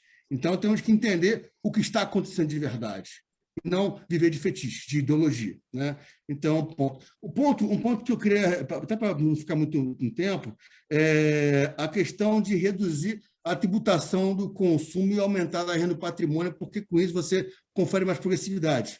O Simples Cajal trabalha essa ideia. Por quê? Porque temos que ter conta nacional de tributação do consumo. Não temos ainda, não temos sistema nacionalizado de ICMS, que responde por 50 e poucos % da tributação do consumo, isso se considerar piscofins de consumo, porque senão é mais ainda. Né? Então, temos que ter um sistema nacionalizado para ter dados de economia real. A economia real é a nota fiscal eletrônica emitida, uma grande base de dados. Isso é economia real. O resto tem muito chute. Né? Então, nessa linha, assim, ficar já em nacionalizar os sistemas, tendo dado o próximo passo, aí sim, vamos começar a calibrar em redução de consumo e aumento da renda, desde que seja renda, óbvio, de forma progressiva, né? Esse aspecto. Foi no Adolfo. Deixa eu te perguntar, Alberto. Eu tentei procurar no internet e não encontrei. Qual que é a alíquota proposta no contexto do Simples Cajal? O Simples Cajal, ele não mexe no ISS a mínima e a máxima, tem 5%. E, aliás, a máxima até abaixa. Por quê? Porque hoje o ISS é por dentro, assim como o ICMS. Então, o ISS hoje, a máxima é 5%, a efetiva é 5,26%. E no Simples Cajal, o ISS passa a ser por fora e mantém 5%, ou seja, menor de efetiva. No ICMS, não definimos a alíquota. Não temos base de dados para calcular. Né? Então, assim, agora, organiza, porque você bota uma mínima, uma máxima e 3 intermediários. E aí o Estado quer reduzir carga tributária, reduza. Mas reduz na alíquota, com a alíquota mínima, e não com base de cálculo, senão paralisar um sistema fica muito ruim, muito pesado para parametrizar um sistema nacional. Então, organizar a estrutura, sistematizar, uniforme. Esse é o passo. Se depois vai ter um IVA nacional no futuro, não sei. O fato é, o IVA agora é uma loucura. Num país de federação de 3 andares, porque não tem dados, não tem números. São dados econométricos, quase chutados. Né? Pedro Valls, um econometrista pós-doutor pela London School of Economics, malhou disse que é superficial essa análise que foi feita de promessa de crescimento econômico, que é a única que lastreia a promessa de crescimento econômico do IBS. Não estão brincando, o país não. A coisa é séria, tem gente morrendo aqui. A pandemia, cidade de São Paulo, relação de morte por Covid, na periferia, 10-1 em relação à não periferia. Então, estamos no fronte de uma guerra, não é brincadeira. Então, está lá os municípios no fronte da guerra, sendo mais demandados em assistência social, em saúde pública e educação pública. A população, ano passado, quase 300 bilhões de reais mais pobre. Então, estão deixando de consumir plano de saúde e escola privada e demandar os correspondentes serviços públicos. Né? Então, é importante ter isso em mente e não querer fazer nada disruptivo que nem tem a garantia que vai dar certo. É uma aventura. Né? Então, tem que fazer coisas que são pé no chão, na linha do Simplificar Já, né? Então, com o que é possível fazer. Só um ponto, Adolfo, você falou da questão da reforma administrativa antes da tributária. O problema, aí é a má notícia. A PEC 32 não endereça isso. A PEC 32, se for resumir, basicamente, ela é uma abertura de cargos em comissão, estou simplificando o nome aqui, tá? Cargos em comissão políticos, quase multiplicando por 100, considerando o Estado e o município. Não precisa mexer na Constituição para a reforma administrativa. Não precisa. Tem que continuar a implementação da reforma administrativa que teve lá atrás, há pouco tempo, com leis complementares, com medição de qualidade, indicadores da boa qualidade do serviço público, acabar com alguns privilégios assim, pontuais. Não me parece algo hoje, no século XXI, com todo o respeito que eu tenho aos magistrados. O magistrado tem 60 dias de férias. Não me parece. E quando é punido, quando é condenado no Poder Judiciário, o máximo que lhe acontece é uma aposentadoria com salário integral. Então, tem questões pontuais a serem trabalhadas. Cai em comissão. Cai em comissão a abertura para o político ele manobrar com o servidor do Estado. Eu fui subsecretário da Receita. Eu podia dizer não para muito absurdo de PL que aparecia lá com interesse político. Por quê? Porque eu sou de Estado. Agora, o PEC 32 ela faz o contrário. Ela joga gente indicada pelo político para dentro dos órgãos técnicos. Será que é isso que a gente quer para o Brasil? Não, ali tem um relatório, Adolfo, do Senado, da consultoria do Senado, que diz que a PEC 32 ela tende a aumentar os gastos. Por quê? Porque não foi feito direito. Não ataca os problemas reais. Né? Nós temos que ter muito cuidado com o que está. Reforma administrativa, tá bom, vamos ler a PEC 32. E que precisa, então, porque ali piora o sistema como um todo, não tem dúvida disso. Vamos lá, Admir. Eu concordo com alguns pontos, aí a Karen estava falando, realmente a CBS ela parece ser uma figura tanto quanto híbrida, parece que se pretendia fazer alguma coisa, mas ao mesmo tempo estava se preso em outras. Então, você vê o artigo 1º do projeto de lei, ela fala que a CBS incide sobre operações com bens e serviços. Logo depois vem o artigo 2º e fala que a CBS incide sobre o auferimento da receita bruta, de que trata o artigo 12 do Decreto-Lei 1598. Então, parece que estava com esse fetiche de tributação sobre bens e serviços, mas me dá a impressão que o que se deseja, de fato, ao final, ou do ponto de vista prático, é que se pretendia capturar as receitas advindas da atividade ou do objeto principal da pessoa jurídica, como está lá no artigo 12 do Decreto-Lei 1598. Mas isso parece um conceito objetivo, mas acaba surgindo dúvidas. Aí eu gostaria de ver a opinião um pouco dos colegas sobre isso, resgatando discussões que tiveram logo depois do projeto. Receitas como equivalência patrimonial, dividendos em uma holding, até numa empresa com diversas atividades que tem receitas como essa, elas seriam tributáveis também? Vocês veem alguma exceção no projeto de lei? Ou não, a pretensão era efetivamente tributar isto? E também, daí, vinculado a isso, embora não seja o lado da tributação, o lado do crédito, mas tratando-se de um tributo que há crédito e débito, temos que olhar o lado do crédito também. E aí, novamente, me parece que há dúvidas, como eu pontuei no começo, dessa falta de harmonia entre o que é tributado e o que dá direito a crédito. O artigo 9º do projeto de lei, ele fala que a pessoa jurídica sujeita a CBS poderá apropriar crédito correspondente ao valor da CBS destacado em documento fiscal relativo à aquisição de bens ou serviços. Ou seja, parece que se de um lado eu pretendo tributar as receitas como um todo, ou pelo menos as receitas da atividade principal da pessoa jurídica. Mas quanto ao crédito, não. O crédito é só se for relativo à aquisição de bens ou de serviço. Então, se eu tenho, por exemplo, uma despesa relacionada a royalties, ou uma despesa com locação, isso daria direito de crédito? Olhando daí o caput aqui do artigo 9º, me parece que não. Há esse descompasso entre as duas coisas, o que acaba acarretando a cumulatividade.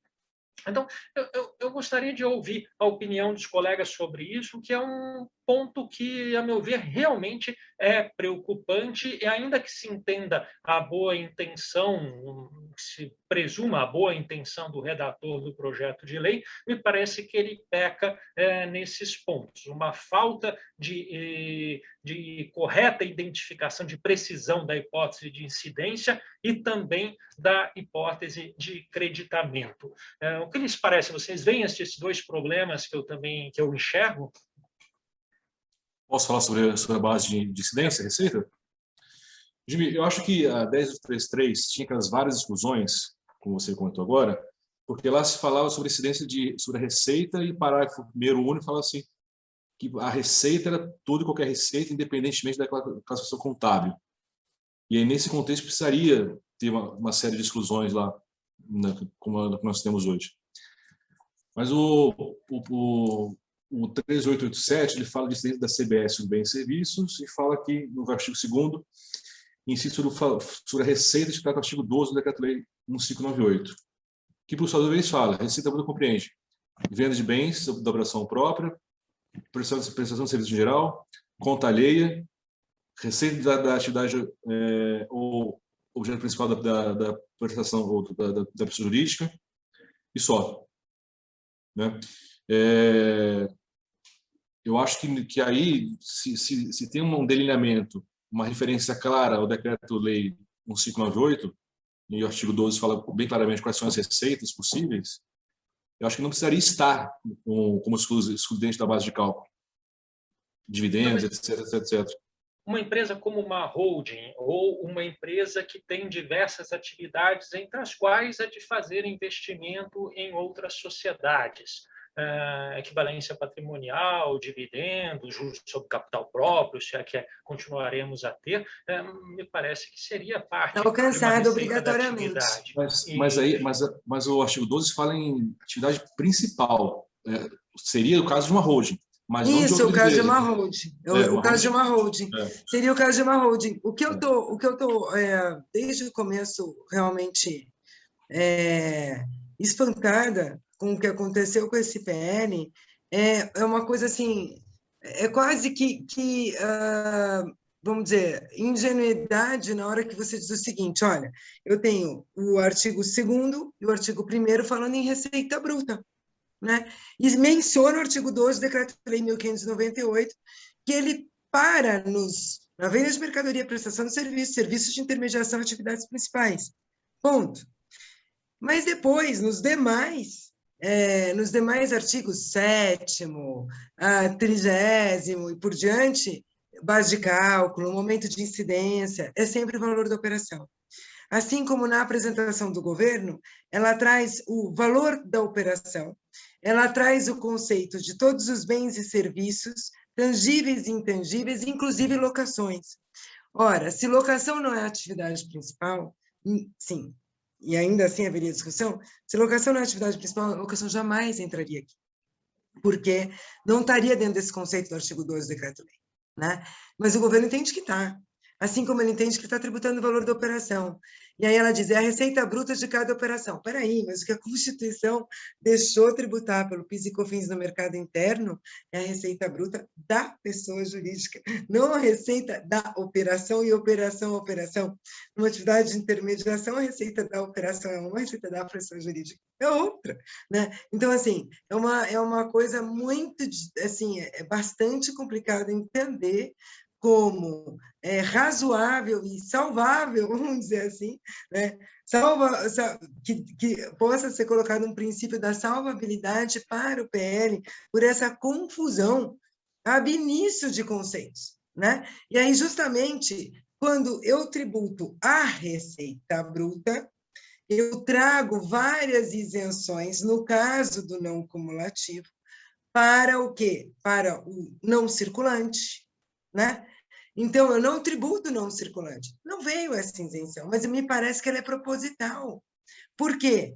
Porque ela está entendendo que a operação é operação, e dentro do conceito de neutralidade, Gimir, ela está entendendo, sim, que você vai tributar e vai gerar crédito. Você antecipa uma eventual venda futura numa participação societária, você tributa agora que você vendeu, e o cara vai ter um crédito lá para o futuro, ou para aquele momento, para os custos dele. Sim, está tributando tudo. E propositadamente se está entendendo assim. Olha que loucura. O crédito não é tudo, né? Então, e sim está se tributando, inclusive, a venda de participação societária. O não circulante não está excepcionado. E o governo vai se frustrar em hipóteses em que ele deveria alcançar na tributação como alocação, porque ele está mencionando o artigo 12, e o contribuinte vai se frustrar, porque vai ver tributável operações que não poderiam ser, como uma venda de não circulante, e pior, gente, e isso é contra os princípios do IVA da OCDE, tá bom? Está trazendo para o ciclo de tributação o que já encerrou o seu ciclo outrora. Ou seja, eu tenho uma venda de bem usado Eucari, vou vender o meu violão, não toco violão, mas vou vender o violão usado do meu filho na internet, numa plataforma aí. Essa plataforma vai ser obrigada a me fiscalizar para ver se eu recolhi a CBS de um violão usado, que saiu do ciclo do consumo. Então, tudo volta ao consumo e tudo eu tributo, tá? Mas, Karen, pela CBS. Desde que seja atividade principal, tudo isso, né? Não. Porque... Então, Adolfo, é porque você está se prendendo na redação do artigo 12. Que bom! Isso. Que bom! A gente vai entrar numa discussão da inconstitucionalidade da pretensão do governo. Porque no que ele estipula como responsabilidade de arrecadação para a plataforma digital e para a base de cálculo, e se você olhar a apresentação do governo sobre isso, ele está pegando locação, independentemente da atividade principal. Ele está pegando operações, independentemente de elas terem saído do ciclo do consumo. É por isso que eu estou falando que esse negócio ele causa um pouco de espanto, porque você tem uma coisa escrita num artigo e nos outros outra. E na apresentação, ela coincide com o que está escrito nos outros artigos, que não é o da incidência. Então, me causa espanto, porque eu tenho uma coisa no artigo 1º, e assim, é um desprezo a isso. Eu mencionei o artigo 12 do decreto-lei porque eu precisava fazer por lei ordinária.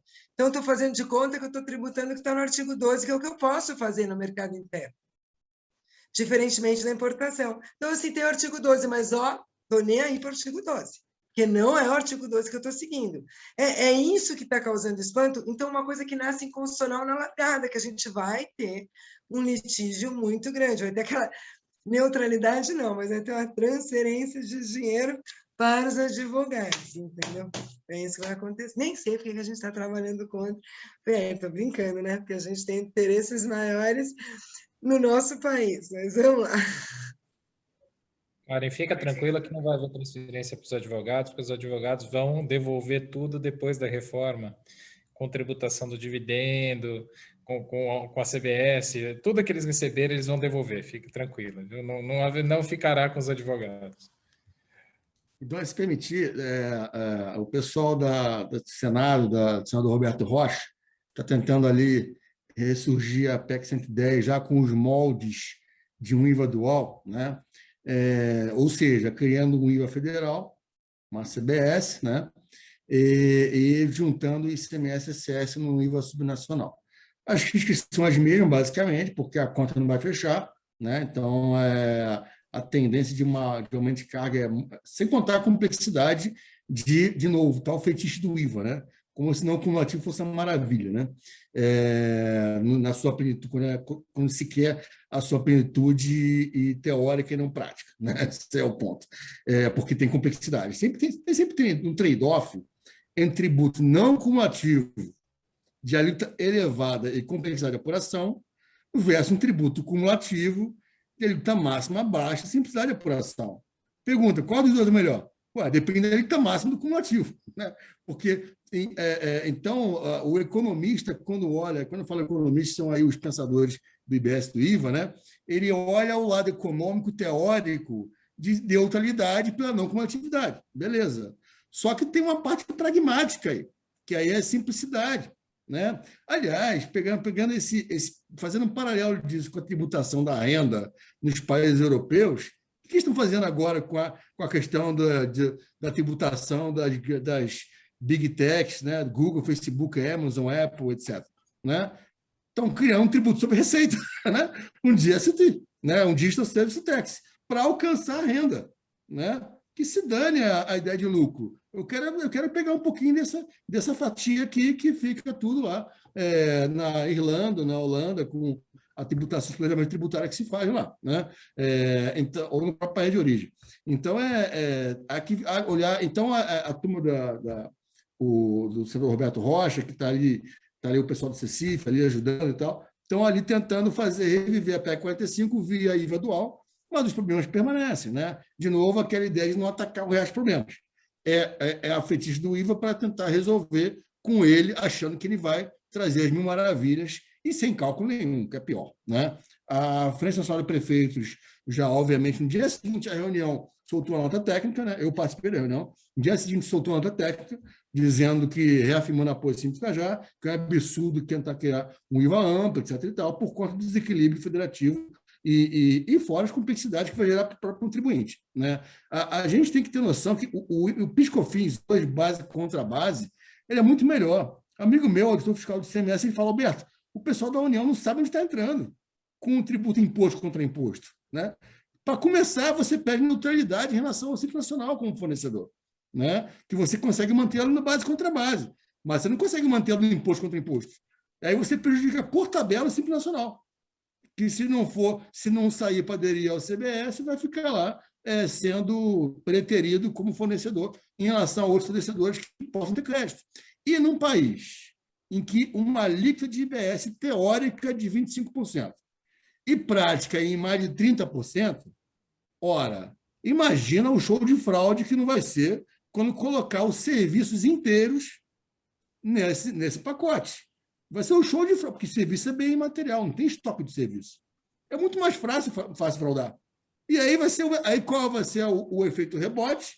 Vai limitar o crédito. Vai acontecer o quê? Contencioso de novo, percebe? Então, assim, olha a teoria e não entende a prática real da vida como ela é, né? Então, é importante, sem contar a falta de cálculos, e, enfim, coisas... eu costumo dizer que reforma tributária disruptiva, mesmo não disruptiva, mas disruptiva mais ainda, são 4 pilares. O pilar jurídico, o pilar econômico, o pilar político e o pilar operacional. Se não houver equilíbrio, a coisa não fecha. Então, o pessoal está olhando só o pilar jurídico. Fazer texto com IVA bonitinho é fácil. Eu quero ver encaixar isso na realidade de uma federação brasileira e com as idiosincrasias que tem, naturais do sistema. Não é um sistema tributário perfeito. Então, por conta disso, atacar os reais problemas, e não achar que está resolvendo alguns problemas e para trazer piores ainda. Já visto nossa história de ICMS e de PIS/COFINS, né? Não cumulativo. Né? É isso. Posso pontuar aqui só algumas questões finais aqui do Érico? A gente está aqui faltando aqui 20 minutos praticamente para o nosso encerramento. Eu queria, até se você pudesse aproveitar agora o seu tempo eventualmente para fazer algumas considerações, mas eu queria deixar 2 últimas perguntas para esse encerramento, para quem quisesse tratar delas e para o encerramento. Basicamente, a primeira, olhando aqui a nossa plateia, que deve ser de advogados, escritório de advocacia, não sei se todos estão preocupados com essa revogação do Código Civil em relação à sociedade simples, e que, na verdade, tornando todas essas sociedades empresárias, e aí vem o Código Civil, uma lei federal, diz o seguinte, olha, não se preocupe, porque isso não vai mexer no ISS. Aí a minha dúvida é se uma lei federal poderia dizer, olha, fique tranquilo que isso não vai mexer no ISS. Então, a minha pergunta é, vocês acham que essa revogação da sociedade simples e transformando todas as sociedades de advogado em sociedades empresárias pode eventualmente fazer com que os municípios alterem a forma de cobrança do ISS e tratem como letra morta a mudança do código na medida em que é uma legislação federal, lei federal e não lei municipal nem lei complementar? Essa é a primeira pergunta. E aqui, a segunda pergunta é, pensando um pouquinho no objetivo aqui do nosso seminário, e diante de tudo que eu ouvi, de todas as críticas, duas perguntas ficam. A primeira, dá para salvar alguma coisa, sim ou não? E se não der, o que se colocaria no lugar? Então, pediria essas considerações para a gente encaminhar aqui o nosso encerramento. Vou passar a palavra primeiro para a doutora Karen, por favor. Vou deixar o doutor Alberto agora por último.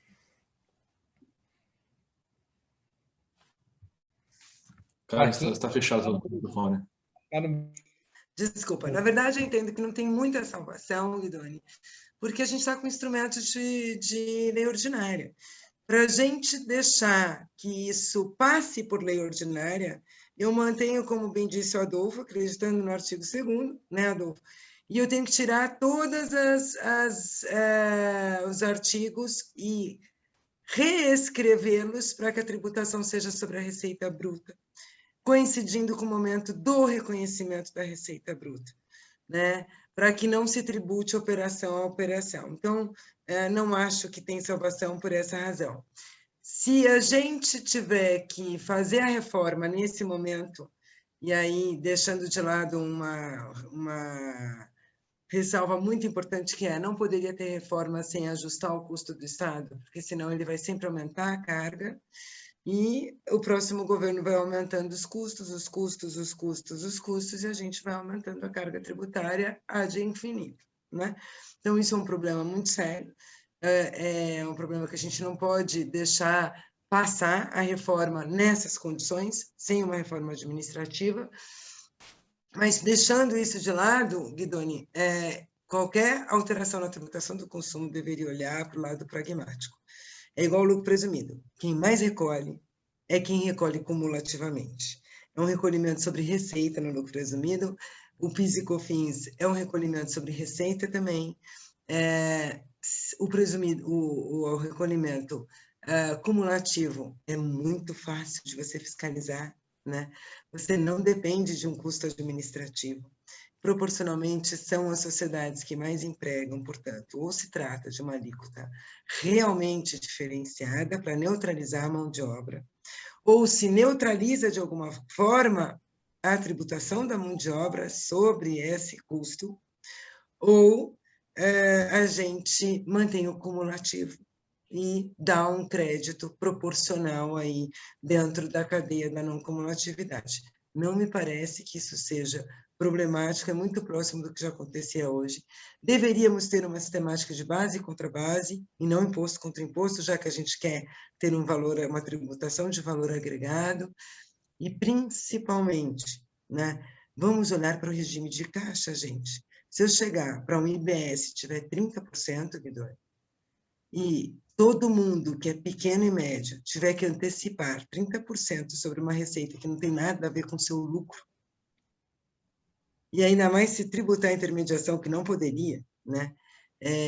Como é que vai antecipar isso? E se ele não antecipar, ele vai ser criminalizado. Nenhum louco vai conseguir manter o negócio, ou criar um negócio nessas condições, a não ser que seja uma empresa muito grande, como hoje as grandes empresas no lucro real, que conseguem suportar a tributação da inadimplência. Mas numa tributação do consumo dessa monta, a gente não consegue tributar a inadimplência. E quanto às histórias de advocacia, o Alberto tem que responder essa pergunta, porque a Municipalidade de São Paulo, né, Alberto, tirou retroativamente um monte de contribuintes do Simples, não mexeu muito com os advogados, mas tirou um monte de contribuintes do Simples, porque fizeram a alteração do Código Civil, quando, na verdade, permanecem com todas as obrigações pessoais de advogados. Então, isso é uma injustiça sem precedente, uma medida arrecadatória. A gente aproveita que é amiga e fala o que pensa, né, Alberto? Então é isso. Obrigada. Obrigado, Karen. Obrigado por estar presente com a gente. Essa questão do cumulativo é isso, né, cara? Eu era feliz e não sabia, né? Então, quando todo mundo pedia não cumulatividade, esse é o exemplo do eu era feliz e não sabia. E só um reparo, quando você falou, não, o doutor Everardo foi muito inteligente porque ele pegou a média, não, ele não pegou a média, ele pegou o piso. Ele olhou e falou assim, quem é o que paga menos? Quem paga menos é 3,60. Ah, então esse aqui vai ser essa alíquota. Então, obrigado mesmo.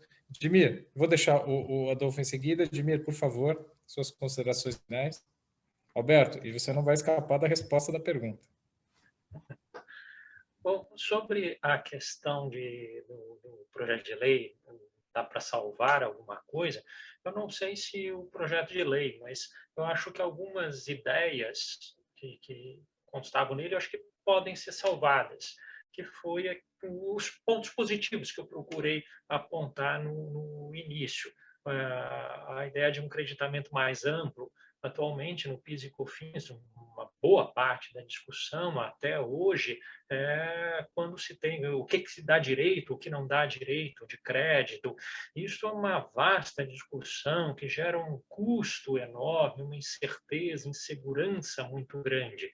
Então, você ampliar, dar o creditamento mais amplo, me parece que é uma ideia, uma guia que deve ser seguido numa eventual alteração do PIS e COFINS. A redução de complexidade, a quantidade de regimes específicos. Eu estava vendo aqui a instrução normativa que trata do PIS e COFINS, a instrução normativa da Receita, 1911, ela é uma coisa gigantesca, ela tem 765 artigos. Uma boa parte deles é porque trata dos inúmeros aí regimes especiais. É certo que há situações específicas que merecem daí um tratamento diferente, particular. Todavia, me parece que pouco a pouco o legislativo foi cedendo a pressões de setores específicos e isso foi criando um monstro cada vez mais complexo. Então, essa busca de redução de complexidade, diminuição de regimes específicos é algo que me parece que se salva. A transparência de evitar o tributo sobre tributo, de maneira a ficar mais clara a carga tributária, me parece que é algo a ser perseguido. O respeito a créditos que o sistema anterior já dá, também é algo que deve ser respeitado, o que não faz a PEC 45. Então, me parece que é outra ideia. Então, eu não diria tanto quanto a se o projeto de lei tem salvação, mas algumas ideias que estavam, que guiaram a sua redação devem ser salvadas, devem ser mantidas. Agora, mesmo na ideia de o que eu quero é simplesmente reformar o PIS e COFINS, o projeto de lei ele teria que ser muito alterado para ele dar segurança e evitar problemas futuros. E isso, no momento, não vejo no projeto de lei garantindo isso. É o que eu tinha que falar. Obrigado. E, novamente, muito obrigado pelo convite. É uma honra estar aqui com vocês. Cara, a honra foi nossa. Obrigado pela participação. Adolfo, por favor.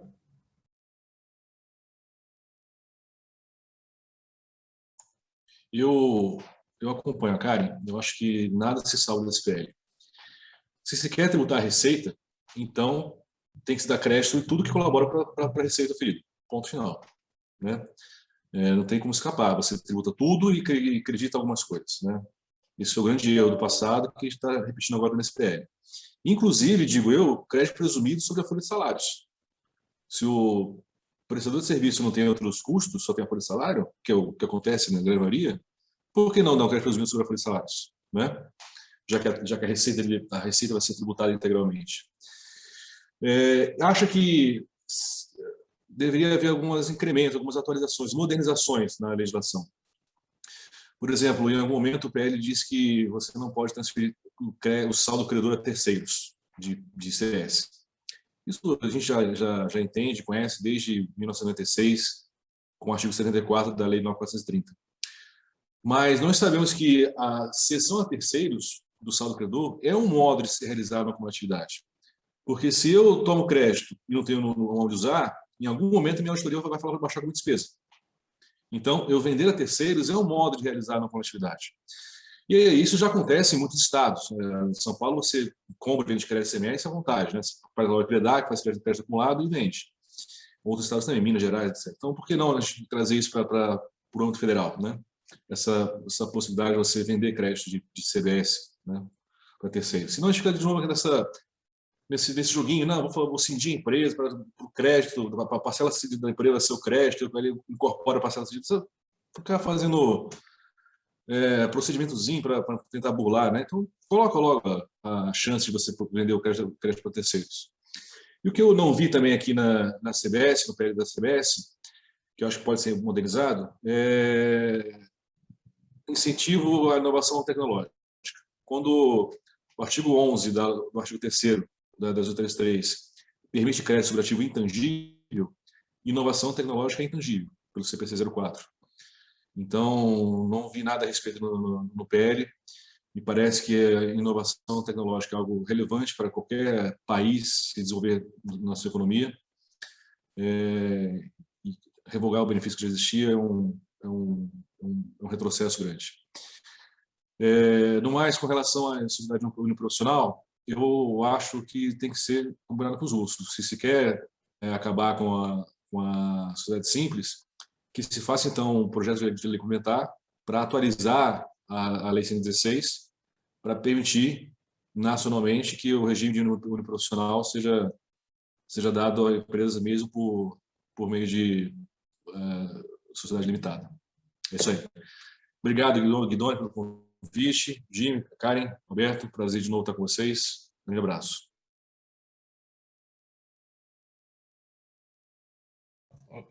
Muito obrigado, a satisfação foi nossa. Obrigado mesmo por ter aceito o convite, a participação. E agora, passo a palavra ao Alberto aqui, que vai ter 6 minutos, diferentemente dos outros que tinham 5, vai ter 6 para tratar dessa questão dos advogados. Alberto, a nossa audiência ficou aqui até agora, só esperando a sua resposta.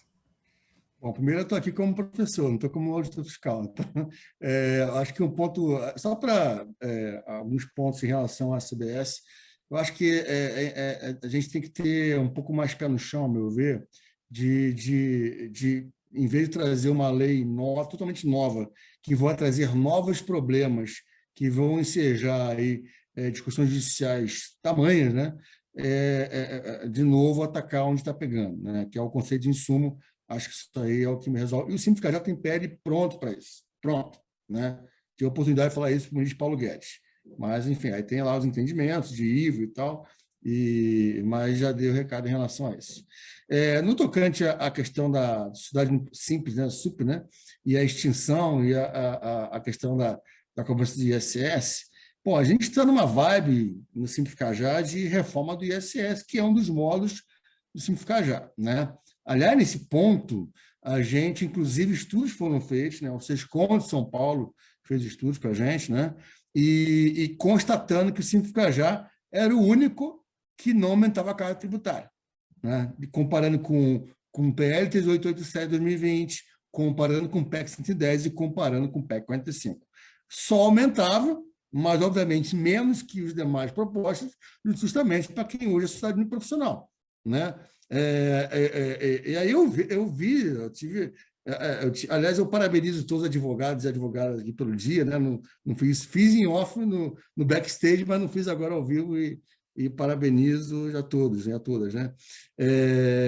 Eu acho que nesse ponto a equalização no Simplificar Já, no modelo Simplificar Já, ela se dá de forma a tentar desequilibrar alguma disparidade, né? Porque tem sociedade uniprofissional e tem sociedade uniprofissional, né? Há escritórios que faturam centenas de milhões de reais por ano e pagam ISS por cabeça. Será que isso aí é justiça fiscal? Né? Então, esse ponto é um ponto a ser ajustado. A questão de se em a lei extinguir esse modelo de sociedade simples, aí é uma análise que eu não vou querer bater o martelo aqui, né? Eu acho que cabe uma análise mais aí de lei complementar versus lei ordinária, né? o decreto-lei aí 406, que sobreviveu a duas reformas do INSS, né? A da 116 de 2003 e da 157 de 2016, sobreviveu, né? Eu acho que, me parece que é modelo de... E sendo bem franco aqui, como um estudioso, o modelo de SUP é um modelo anacrônico. Né? O modelo mais adequado é de poder, de alguma forma, generalizar no Simples Nacional, que é justamente o modelo para micro e pequena empresa. Né? Então, a questão da SUP, eu lembro de argumentos lá atrás, década de 60, não que eu estivesse vivo lá, eu sou um pouco mais novo, década de 60, lá, final, início de 70, não, porque já é tributado na renda. Aí é bitributação, a gente sabe juridicamente que não tem nada a ver. Uma coisa é a renda, outra coisa é a receita. É claro que, no final das contas, tem um custo, e aí, obviamente, tem que ser considerado, mas considerado à luz do tamanho da entidade. Né? Então, acho que é algo que cabe, sim, um aprimoramento. Eu não vou cravar aqui, Guidoni, um gabarito, né? Em relação à extinção da SUP, automaticamente extingue o modelo do ISS por cabeça, né? Não vou cravar isso aqui, mas é algo que eu acho que tem sim que passar por uma boa organização de forma a evitar injustiça fiscal. Né? Há escritórios e há escritórios, não só de advogado, mas de diversas atividades profissionais. Né? Então, acho que esse é um ponto a ser considerado. E estou aqui, e posso voltar para você, Guidoni, para você viu uma réplica, eu levou uma tréplica, te poder debater um pouco sobre isso. Ainda faltam 2 minutos. Você e os demais, óbvio. Tá ótimo. Na verdade, você pode ficar tranquilo, Alberto, que quando eu conversei com a Cláudia Pimentel, a gente estava brincando que foram várias consultas sem eficácia. Então, aqui seria mais uma delas, seria aqui uma consulta sem eficácia. Então, naturalmente, tudo... É que, efetivamente, esse foi um ponto que me chamou a atenção, porque eu vi a preocupação do legislador federal em tratar a questão societária sem alterar a questão tributária. Só que me parece com alguma fragilidade de forma, porque me pareceu que essa lei ordinária seria uma isenção heterônoma, porque quem está dando a isenção ou está modificando a legislação municipal é a lei federal, a lei da União Federal. Então, me chamou a atenção esse ponto, mas, assim, de novo, para uma mera reflexão acadêmica, porque eu tenho certeza que a Municipalidade de São Paulo, assim como outras, não vão querer entrar num contencioso desse contra os advogados, até porque, né, se entrar contra os advogados, quem que vai defendê-los? Né? Afinal de contas. Né? Os advogados públicos, procuradores. Mas eu queria, então, Guidoni, só para... Eu acabei não fazendo o meu encerramento, primeiro, renovar o agradecimento para essa instituição fantástica que abate e está aqui num painel com pessoas maravilhosas como o Jimmy, o Adolfo, você, Guidoni, a Karen, que eu admiro tanto, todos vocês. Uma honra muito grande estar aqui com vocês. Muito obrigado a todos e a todas. Carlos, eu queria agradecer de novo imensamente a participação de vocês, a gentileza de ter aceitado o convite, meu, do Halley, da BAT. Faço aqui o agradecimento a todos que nos acompanharam, tiveram a paciência de estar com a gente até agora. Queria agradecer pessoalmente ao Halley pela confiança e pela honra que eu tive de auxiliá-lo aqui na condução, especificamente na organização do evento. Queria agradecer a todos, desejar bom dia, boa tarde, boa noite para todo mundo. Fiquem bem, fiquem com saúde. Um abraço. Um abraço. Boa noite a todos. Um abraço, obrigado. Tchau, tchau. Um abraço.